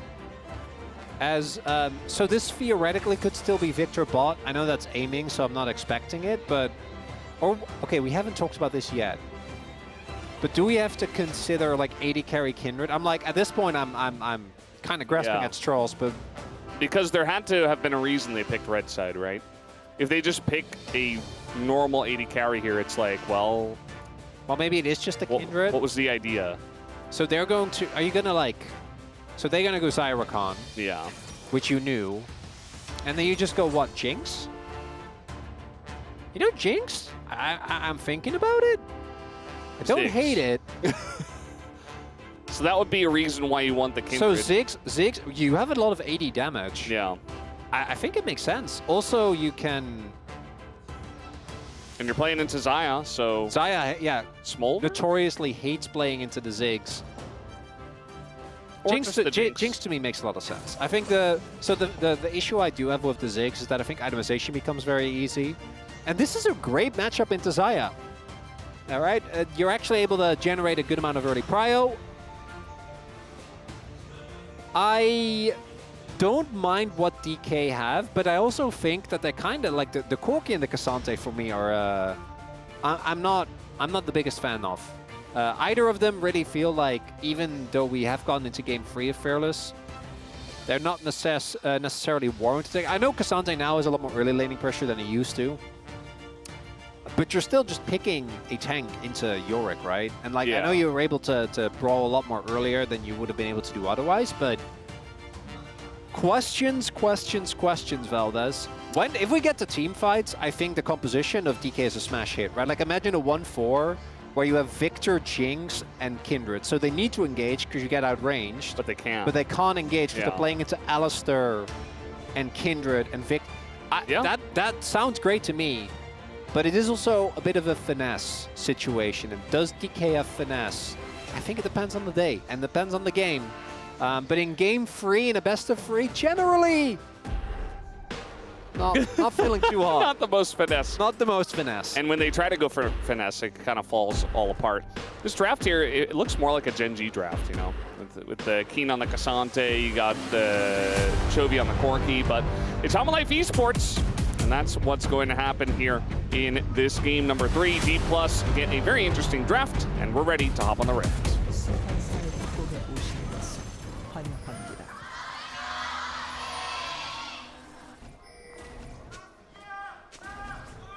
미니언 생성까지 30초 남았습니다.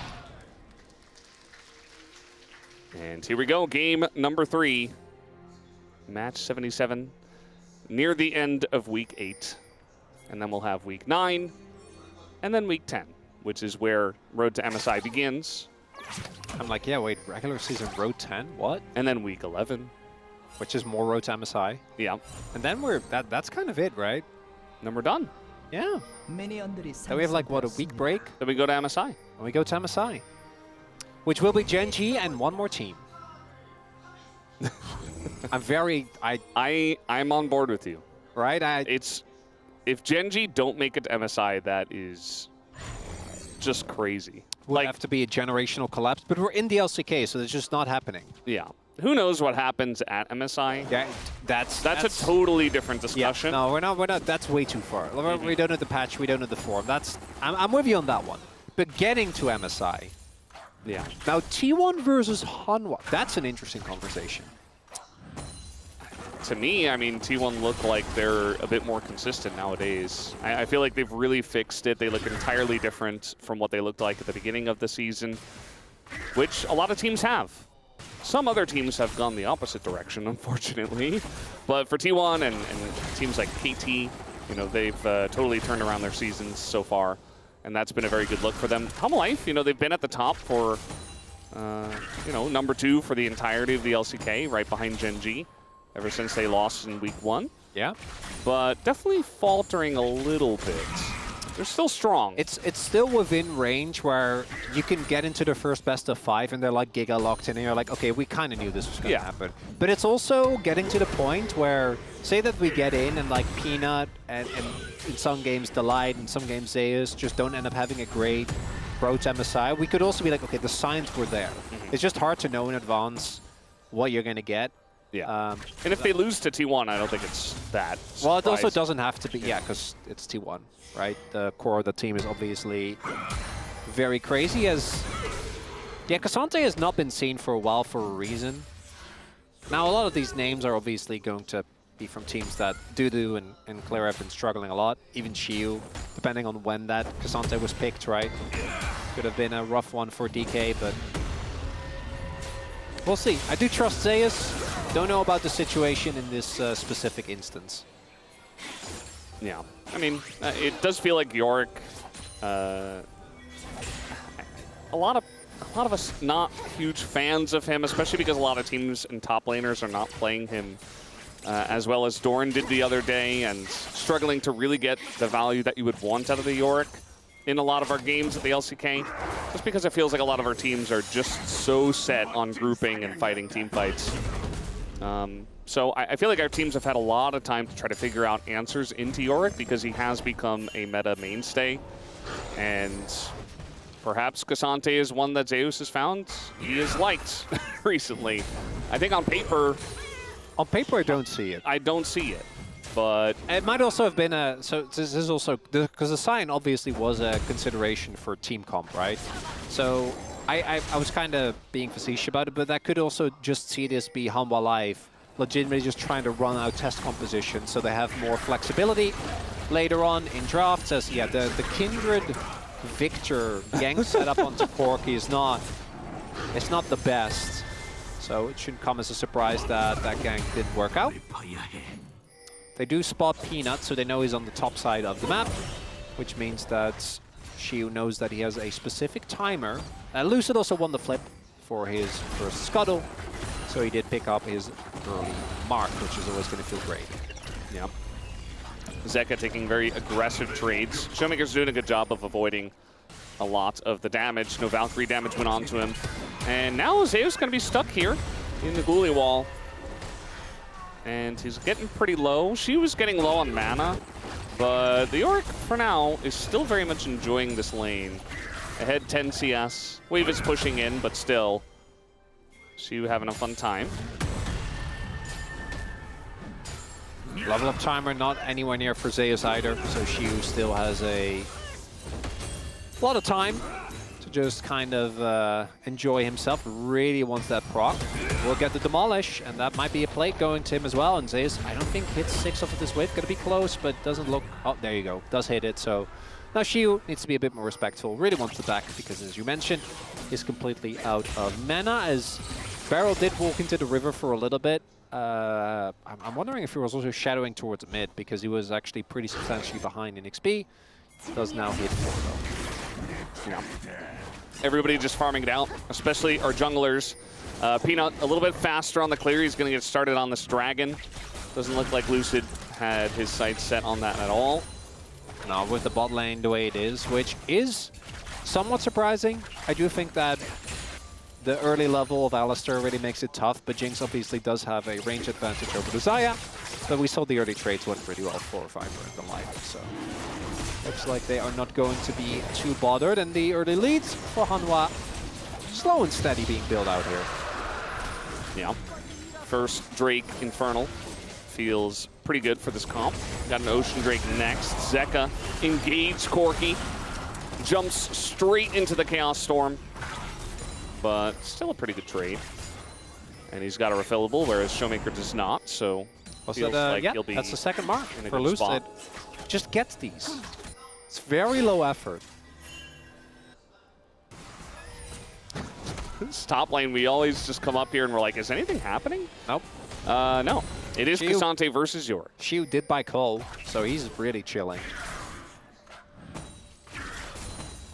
Yeah, I'm going to chalk it up to just picking the Cassante for just for comp, right? Just have a good front line. You do have Rakan, but Rakan is in the tank. Mainly just a tool for engaging. Yeah. And you do need some sort of front line when you want to try and play into the DK comp. Because otherwise, if anyone gets shredded, your fights go from, like, I know it's not really a reset comp, but when you think about it, between the Showmaker ult and aiming being Jinx, it kind of is. Yeah. If DK start to win fights and they get even one kill, It goes very quickly. I don't think that Homalife can win from there, to be honest, unless like aiming is really low or Showmaker's really low, and you know you trade 1 for 1 and then Homalife starts to win the fight or something like that.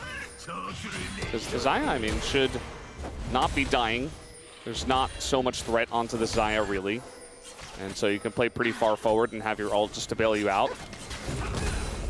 So now we are going to have DK starting up the grubs, and with all this pressure in the top lane, I think they can just do it.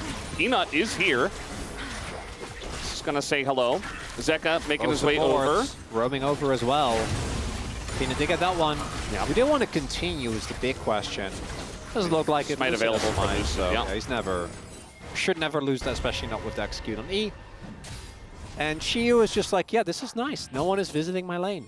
I'm just living my best life. It does feel very comfy when you're playing a Yorick and there's like no pressure from anywhere outside of your lane and you're just locked in. You know what your game is going to look like from this minute until the end of the game, or what it should look like, which is you pushing the turrets and getting the structures and trying to win that way. Zeus hasn't based yet, by the way. I didn't notice earlier, but he has been sitting on. Oh, does he get the back cancel? Nope. Close. I mean, he would never die, right? But like the back cancel is quite nice. Oh, look at this. Little spawn of the Scuttle Crab. Lucid's right here. Going to pick up a third. Just like that. It's always so exciting as Kindred when you just get these heists and you're like, oh, are they going to let me get away with it? Oh. At what cost? Well, the cannon, but that wasn't really, there was no. No, it's all related. It's all connected. Yeah, just like curses are real. All right. Yeah, aiming can't really do anything against Zeus at this point, because I want you to look at Zeus's items and then look at aimings. We're talking third item, probably. Don't you think it would be uncomfortable to have a chain vest and a bramble vest? Well, the bramble vest does look like it goes on top of the chain vest, right? Like if you just look at the it's got shape. Arms. Yeah, so you put on the chain vest. Actually, doesn't have to be heavy, depending on the material used. So it's like an undershirt, kind of. Yeah. And then you've got like the overshirt. Yeah, exactly. Huh. Yeah, it kind of fits then. It works. It would be pretty warm in this weather, I think. Phonetically consistent. Yeah, it's again, one of those things, right? If you wear it directly onto your skin, then you get sweaty. Ooh, sound great. How are you enjoying Korean summer so far? We all know Korean summer is the worst, so let's not have this conversation. I don't like being negative, and I can only be negative about Korean summer. Has a 141 armor, I have been told. Yeah. How much he's sitting on. So he's not taking damage anytime soon. For me, Korean summer is basically the same as New York summer. I know you didn't want to talk about it, but it's basically the same. So I'm just like, yeah, this is what it is. This is the worst. This is what happens. It's very humid. It's very hot. Yeah. But I do like rainy season. We've seen this before. Why is Xayah playing against Yorick? How have I? This happened yesterday. It did, yeah. How is it happening? Maybe again? Viper didn't see those games. Yeah, he is going to get the root though. Little Baitarino perhaps. Doesn't quite pay off though as Viper nearly dies, but he gets the. Oh, we got a rocket flying through. Viper. Yeah, oh, no. He's gonna run into it. Oh, he was fine. Then he started running into it, and now he has to flash. That's so big. That also denies them a ton of tempo. I think the Dragon's going to go over to DK as well.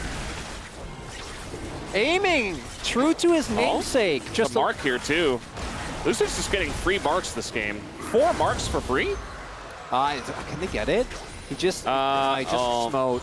Well, Peanuts. But they do still have control of the area. Like, this is worth fighting for DK. Yeah. I think they can wait for the cooldown. Smite. No. Yeah, they're going to get it. 4 marks already. For free. 4 Pioshix. For free. For free. For free. I mean, there's been no action in this game. It's 0-0. Yeah, 12 minutes. DK's kind of chilling.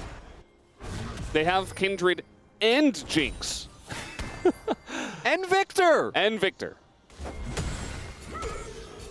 It's not like there aren't parts of Hanwha that scale well, right? Like, obviously, Saya is an absolute late-game menace. But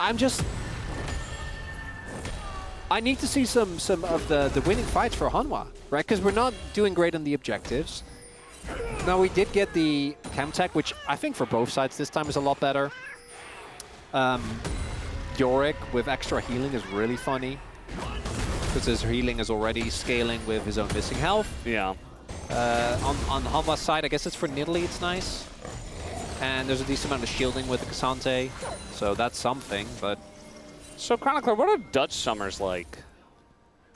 Are they very rainy? No, well, not really. They're just kind of, they're not that hot, and they can be rainy. They're not notorious, Like, so... how hot does it get?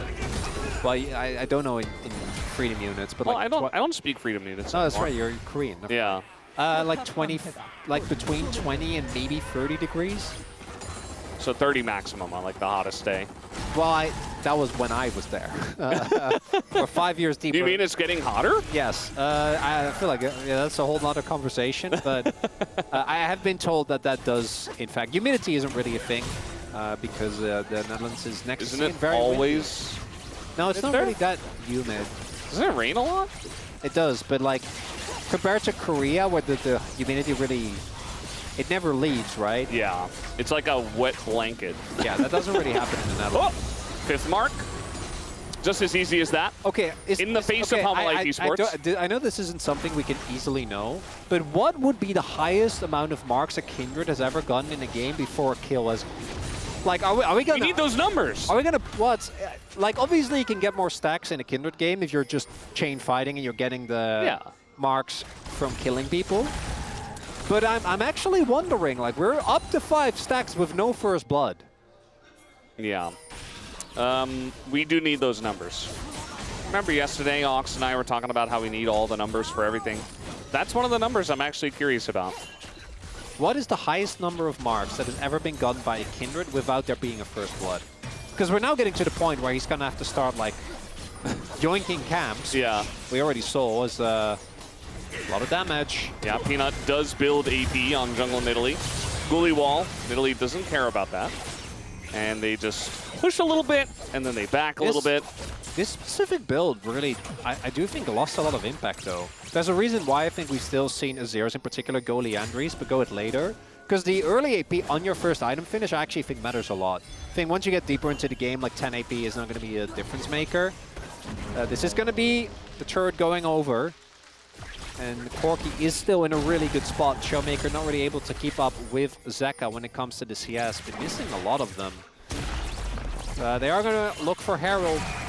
And I would say that DK do have an advantage if the game just goes like this on for another 10 minutes, right? The Cole cash out is going to come. We're going to have Showmaker transform his... and there you go. Seraph's transform. They get a free objective as well. And the only read I can make with this is that Hanwha feel like their scaling is equal. Because otherwise, I don't think they would play like this. I mean, they have Corki Zaya. Well, again, It's definitely... It's not bad. Even Nidalee, I think, scales a lot better than she used to. Yeah. Sante, I feel like as a tank, he used to scale very well. I feel like nowadays it's like, I don't know. If this goes really late game, I think he's just going to get shredded by the Jinx, mainly. Yeah, or the Yorick inside. Well, yeah, or that's the Kindred. Or once Showmaker gets or the like, Victor. Yeah, there's just a lot of damage. Not the Alistar, though. That is He's okay against the Alistar. Okay. I'm glad we got that. That is great. It looks like he's like riding a chariot of cats. That's a cool move. Like they're the horses. I respect it. Got the maiden They right are behind. kind of nightmare fuel. The cats. No, they're really cute. No, because they're like hunched over. Yeah. They're They're just big boy cats. Yeah, I guess. I'm not... From the top angle, it looks kind of like creepy, but from the front angle, I think it actually looks pretty cute. I guess. I'm not really with it as a... Are we gonna fight? Hits. Are we actually going Only to one fight? item spikes. I think Home Alive are feeling pretty good about this. Jinx, not that scary just yet. I mean, you gotta press some buttons. You gotta press some buttons. You gotta force Kindred ults. You gotta do something. But it is very difficult to engage into this comp against Kindred and Alistair, as now we got in the front line. Shu in a bit of trouble, but he is Yorick. The redemption comes out, and that is going to get them healed up quite a bit. But Lucid's still here. Beryl running out of his ult. He's got to back away. He goes back in and just dies first blood at 17 minutes and 47 seconds. And Lucid is sticking around, trying to get the smite here. We got the ult down. Oh man, the Feathers did way too much, but here comes Showmaker, gets a couple of kills, and Peanut can't do anything against this Victor as the shield comes in, and oh man, the spear's gonna miss. Maybe if it hits, he can do something. Showmaker, desperate for that, does nearly 6,000 damage in the fight. Woo! What a fight there, Valdez! Nailbiter, DK get the dragon and win the fight, but boy, was it messy. Victor is going to be so accelerated, though. 3 kills for Showmaker as we take another look. So the cancelled engage from Beryl there, very nicely done. Gets Viper's ultimate out immediately. Then Shiu gets taken low. Beryl pulls a barrel, and in hindsight, I guess it all worked, but really shouldn't have gotten away with that. So takes a lot of damage, then walks back in for seemingly no reason. But then here, they go all in on Kindred! That's the, you're in, that's, if the fish, you know, you're a bunch of fish and you're like, what if we just jumped into the barrel? Right, there's a Jinx outside the pit. Yeah. Just waiting there for you to get low so she can start resetting. Maybe that's what Beryl meant, you know? His name kind of sounds like Barrel. He's like, if I die, I will be reborn as the barrel. We are helping. That all the fish jump We into. are keeping these lies intact. We can't, like, that was just bad. You can just wait and then wait out your cooldowns and then later give your life for something useful. I see you, Beryl. That was a very good angle. Now that I've seen the lines, I understand now. Oh. It all makes sense now. It is hard to make sense of it sometimes, though. Lucid coming in here, and he's got Showmaker with him. That is a ton of damage on a Peanut. Yeah, oh, he has Lichbane. There's a TP behind them. It's Corky. That's flank. Corky. I mean, Zeka is level 13, but he's, flanking Corky. Now in the front line, though, Showmaker, he's just being bullied. He gets burst down, and Beryl's like, I'll go with you too, why not? Maiden is here. Shiu does not want to split push, as he has been here for all of the fights. Is that Otacon? Might just be that. Yes. Showmaker went really deep trying to kill Peanut there. It doesn't work. And the price that is going to have to be paid here by DK is huge. A mid-game disaster for them. That's going to be Otacon going over here for sure. Are we surprised? Not really. I kind of was waiting for it. As we take a look, so this all comes at the back of Showmaker going way too deep, and then the rest of the team is caught out of position. And they kind of have to try and salvage this. The fact that Shiu TP's in as well as Yorick is just not it. Just keep pushing. The play is lost. It's fine. It's rough, but at least you would have gotten that topside turret. Now you still get it, but it takes a lot longer. And with that Otacon, on Live still showcasing, if Showmaker is out of position like that and he gets taken down, a lot of the damage, 40k not there. As, yeah, they did get it. Right? Okay.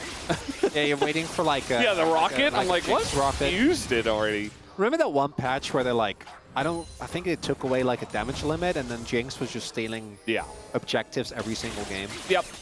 And then a patch later we're like, okay, that was a bad idea. We shouldn't have done that. That was funny. As long as we realize it fast, you know. Yeah, true. Doesn't stick around too long. I mean, Showmaker is still very fed. He's still a fed Victor. Like, he's still behind on gold, though. He's down like 30 CS. This does happen a lot. It's because he goes for plays like that, right? Like going that aggressive, trying to take down Peanut, and then it not working out. Yeah. You ask why our... That is adorable. Yeah, we're riding the oh robot my back God. in, bumping into the cats. Yeah, you ask why our LCK players can be very passive and our teams can sit back and wait for the right timing. It's because when they don't do it and they try to go for the big angles, they get punished because our teams are so good. The angle that Zeus was taken to cut Showmaker off. Like, they saw it 10, 15 seconds ahead of time, and they punished big time.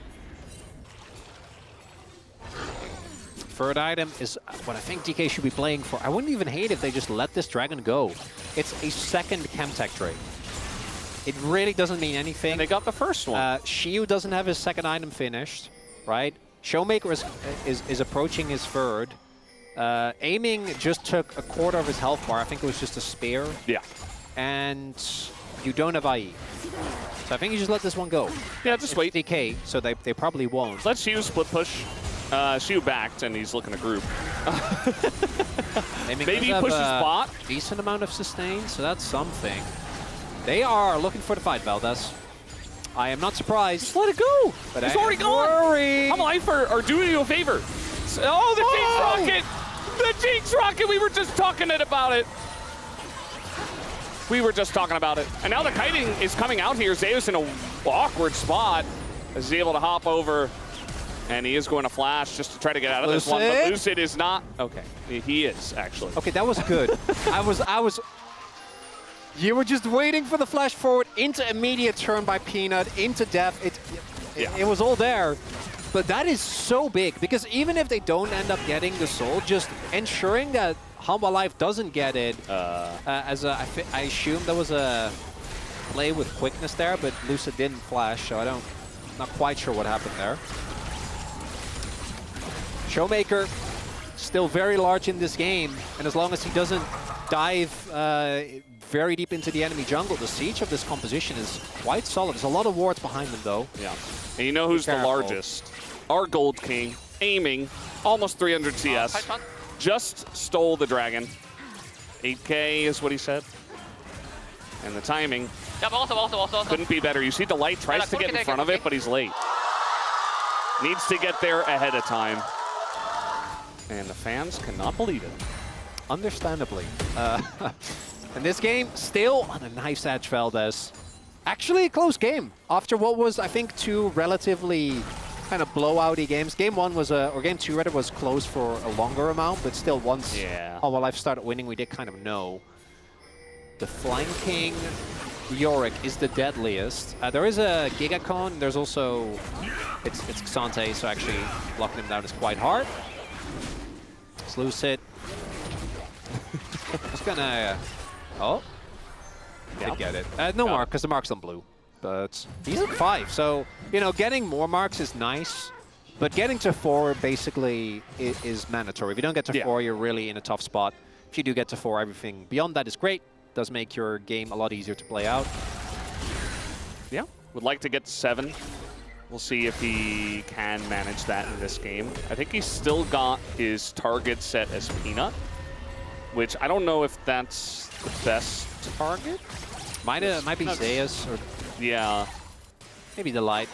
We'll see. I feel like if you're winning fights, you're killing one of the frontliners first.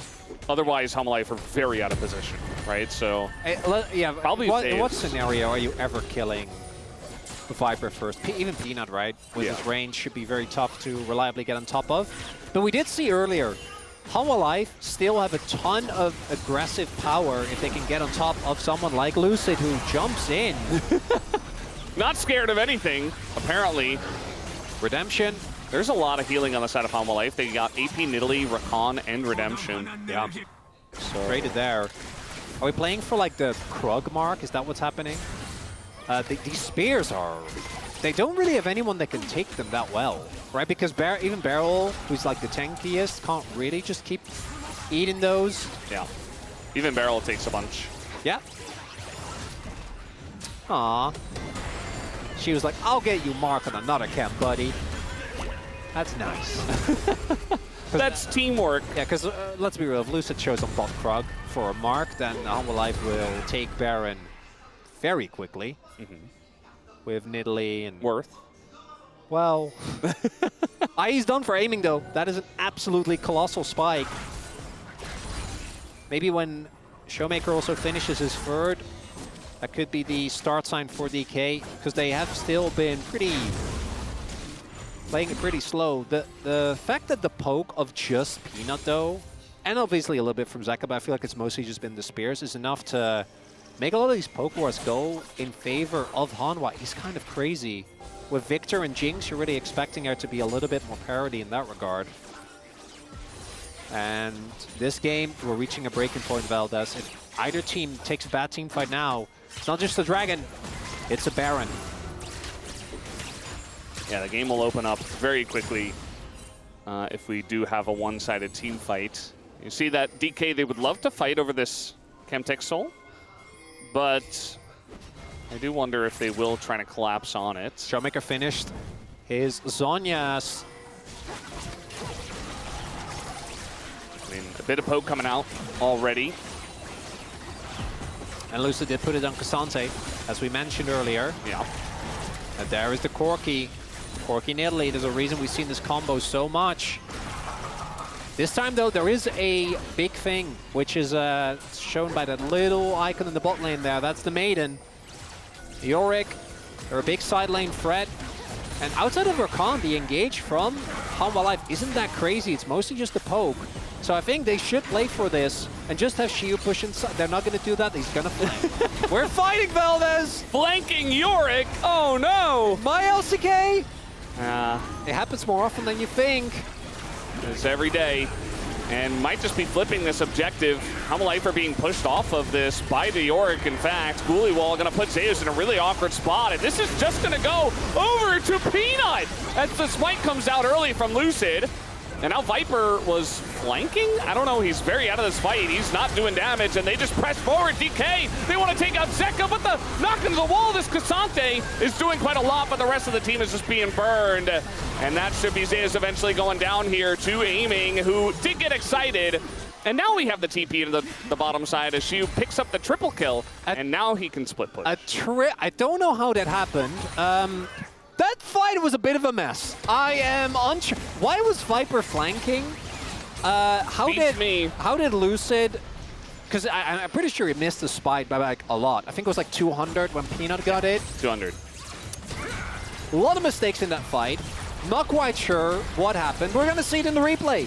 But when all is said is done, DK didn't need this Dragon. They did get the bot lane in it. They should be able to get a lot of tempo out of this play.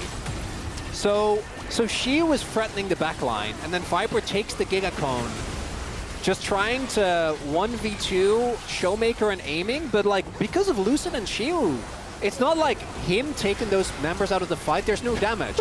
And then right here, things look very dicey as the bouncy house comes in for a little bit. The Ghoulie wall was actually insane. Yeah, she was actually... And the stun even the Victor. We joked about the initial flank, but he actually generated a ton of pressure. Yeah. He was able, I think that was one of the reasons why we saw Viper just go to the other. Because if the Yorick ever gets on top of you, you are just screwed. Yeah. Like, even if you will, you're not really getting away from him. And now DK playing with a lot of confidence. Yeah. I mean, Yorick is not the best team fighter, but if you get the perfect Giga flank, anyone is the best team fighter. Also, you know? also with the ghouls and Sorellas, you are so annoying. Yeah.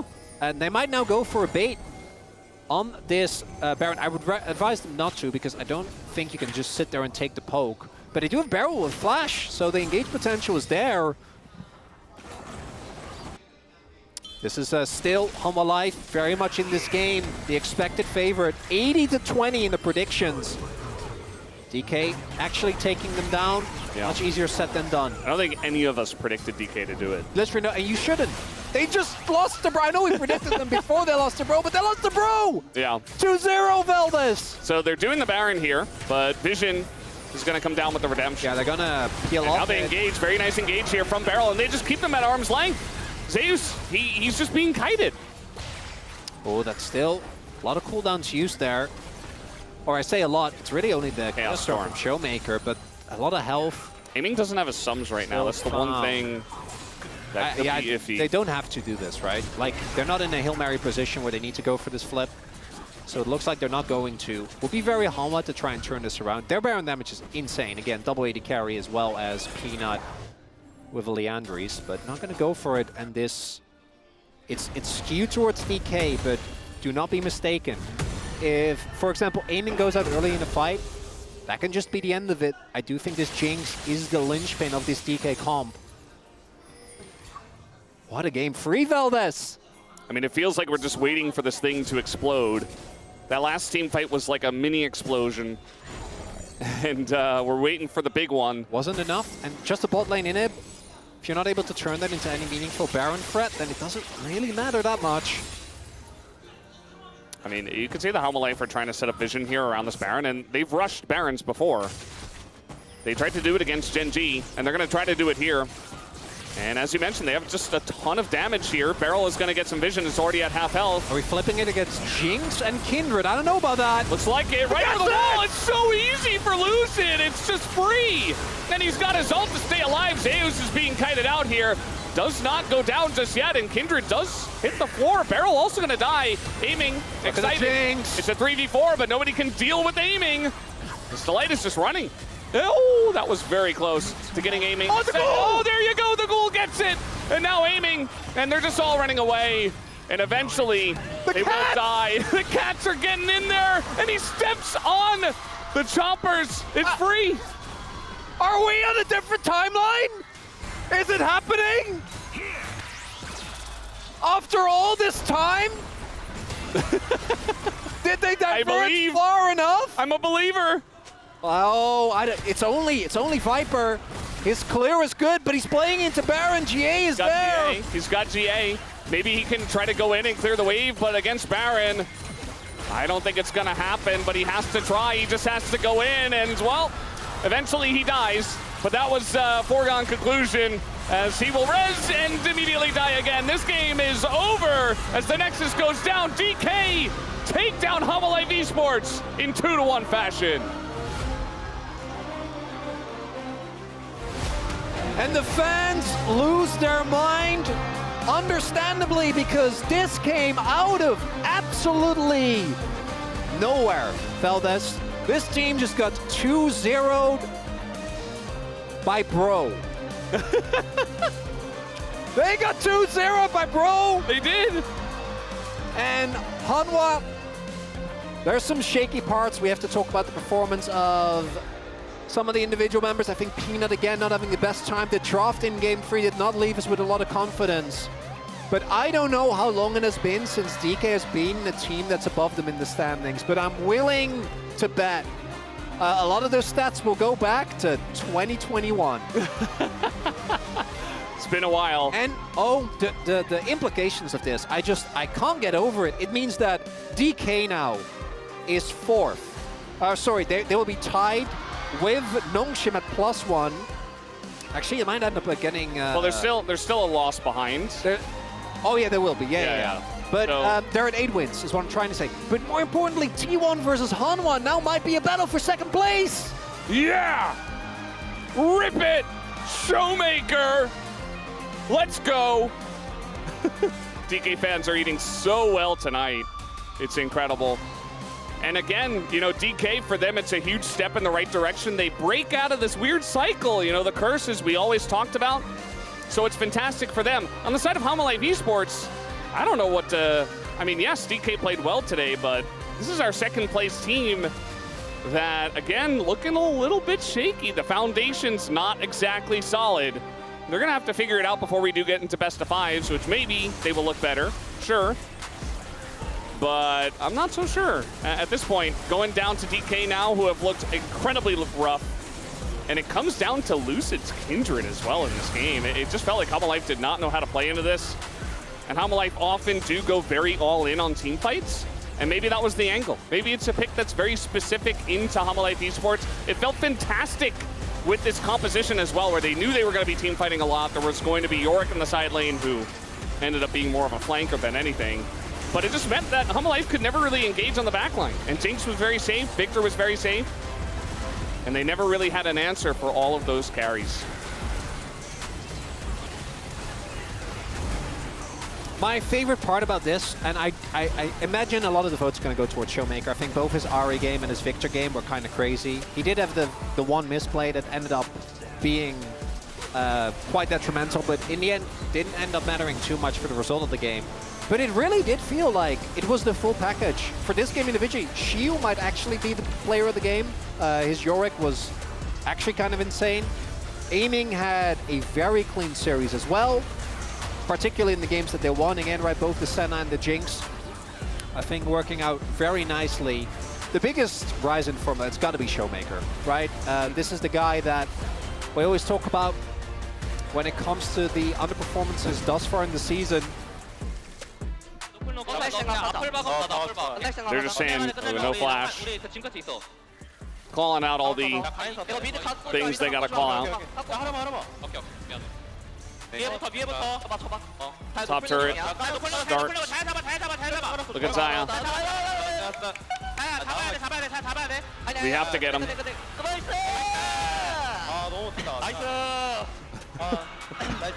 Nice. And for Showmaker, it feels like a sigh of relief. Whereas Lucid just loses his shit. He's like, yes! I mean, we did it! He was playing Kindred. It feels very good to play a game of Kindred where you get 5 free stacks and you just win the game. Production will always catch you. It says win, please. It's a big win, right? I don't know what it means for DK. Maybe they still somehow, like they're playing against DNF. Hey, Showmaker. And against Nongshim. They could still very well drop out, not even make it into the Legend group. That's how close that middle of the pack is. Yeah. But for today, this is a colossal win. And for a team that struggled for so long, to get wins against teams higher ranked than them, it's a really big deal. And for Hanwha, a lot of big questions. Not the LCK crew. I mean, again, Hanwha Life were the big favorites coming into this one. The fans also were like 82%. But hey, props to all you guys who voted for the underdog and were correct. I mean, DK, they still have the ability to take down big teams. We know they have it in them. We just didn't expect it tonight. They just need to do it. And also, just do it. Yeah, which they haven't done. Just win. For a large amount of time. And yeah, Showmaker getting it, I think it's a no-brainer. The performance of DK has always been tied to this player, and today was no different. No difference. There's nothing else to say. DK are just a good team. I think with this, they are they? Almost, I'm still not sure. They are. Like, form is up and down. They might not play. Form is up and down. But they should be a good team. They should be. This roster is a good team. It's been very much the down. It wasn't like this. It was just like down, down. And now finally they show their stuff. So what you're saying is they're just the new KT. Yeah. Well, guys, with that, we're going to hand it over to Deer for the translation of the G-Sun, rather, for the translation of the POM interview. Take it away. Thank you very much, guys. This is Ji-sun for the POM interview translation, joined by Showmaker on the side of D+ Kia. Congratulations, Showmaker. You guys are going up against Hana Life Esports, a second place team currently, and got a 2-2-1 victory. How do you feel?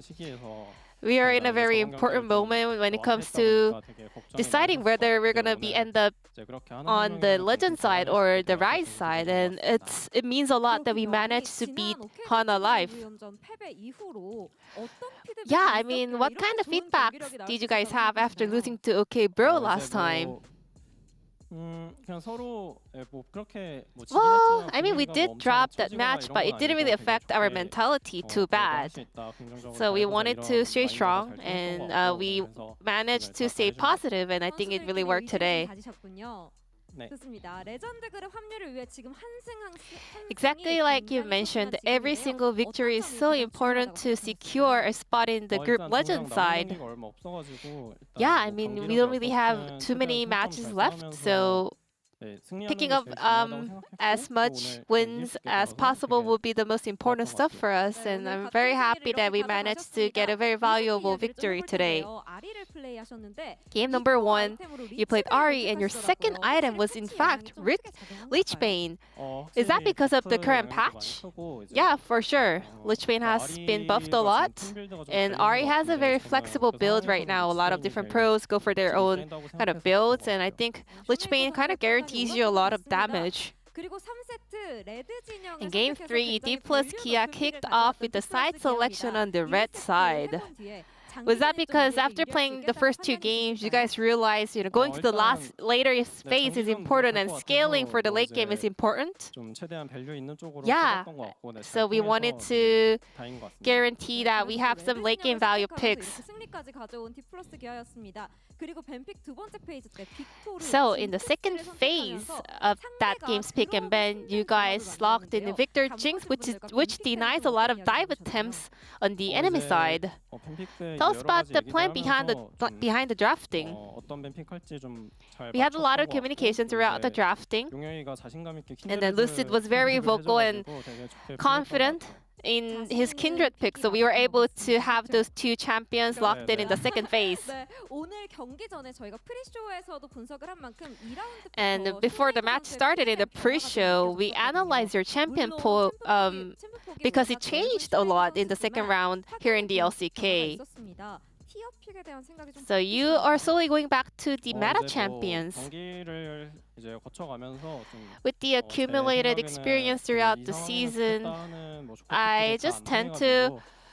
I kind of realized that the pocket picks that I attempted in the past didn't really work well. So I realized maybe it's time to play more meta picks. However, some of the losses were unfortunate, but what happened is what happened, and there's a reason why some champions are not in the meta. And today, you've chose a lot of green-themed champion skins. Is there any specific reason behind that? I mean, that's my favorite color. And I didn't really put too much thought behind it, but I feel like green skins kind of annoys the opponent. So I think that kind of works well. So a lot of people on my stream actually come in chat and please don't use that Azir skin, that's really bad. So I really want to annoy them. I just keep using that Azir skin, and then it has become my thing. And winning the mental game is really important, right? Yes, of course, because they're so used to seeing the yellow colored Azir the whole time, and then I show up with green jacket on. It's so effective. The competition for the middle of the pack in the standings here in the LCK is very fierce. So what is your mindset up against DM Freaks and Nongsin Red Force? We're nearing the end of the second round, and I ended up winning the POM today, but I still think that we have a long way to go. So I want to make sure that I can keep the good form and keep winning POMs. And I really appreciate the support from the fans. Before we go, any final message over to the fans? I really appreciate your support through the thick and thin. Sometimes we are having the lows, but sometimes we are able to bounce back. So I want to make sure that I can give you the best memory possible when cheering for us. This will be the end of the interview with Showmaker, and back to the space. Thank you.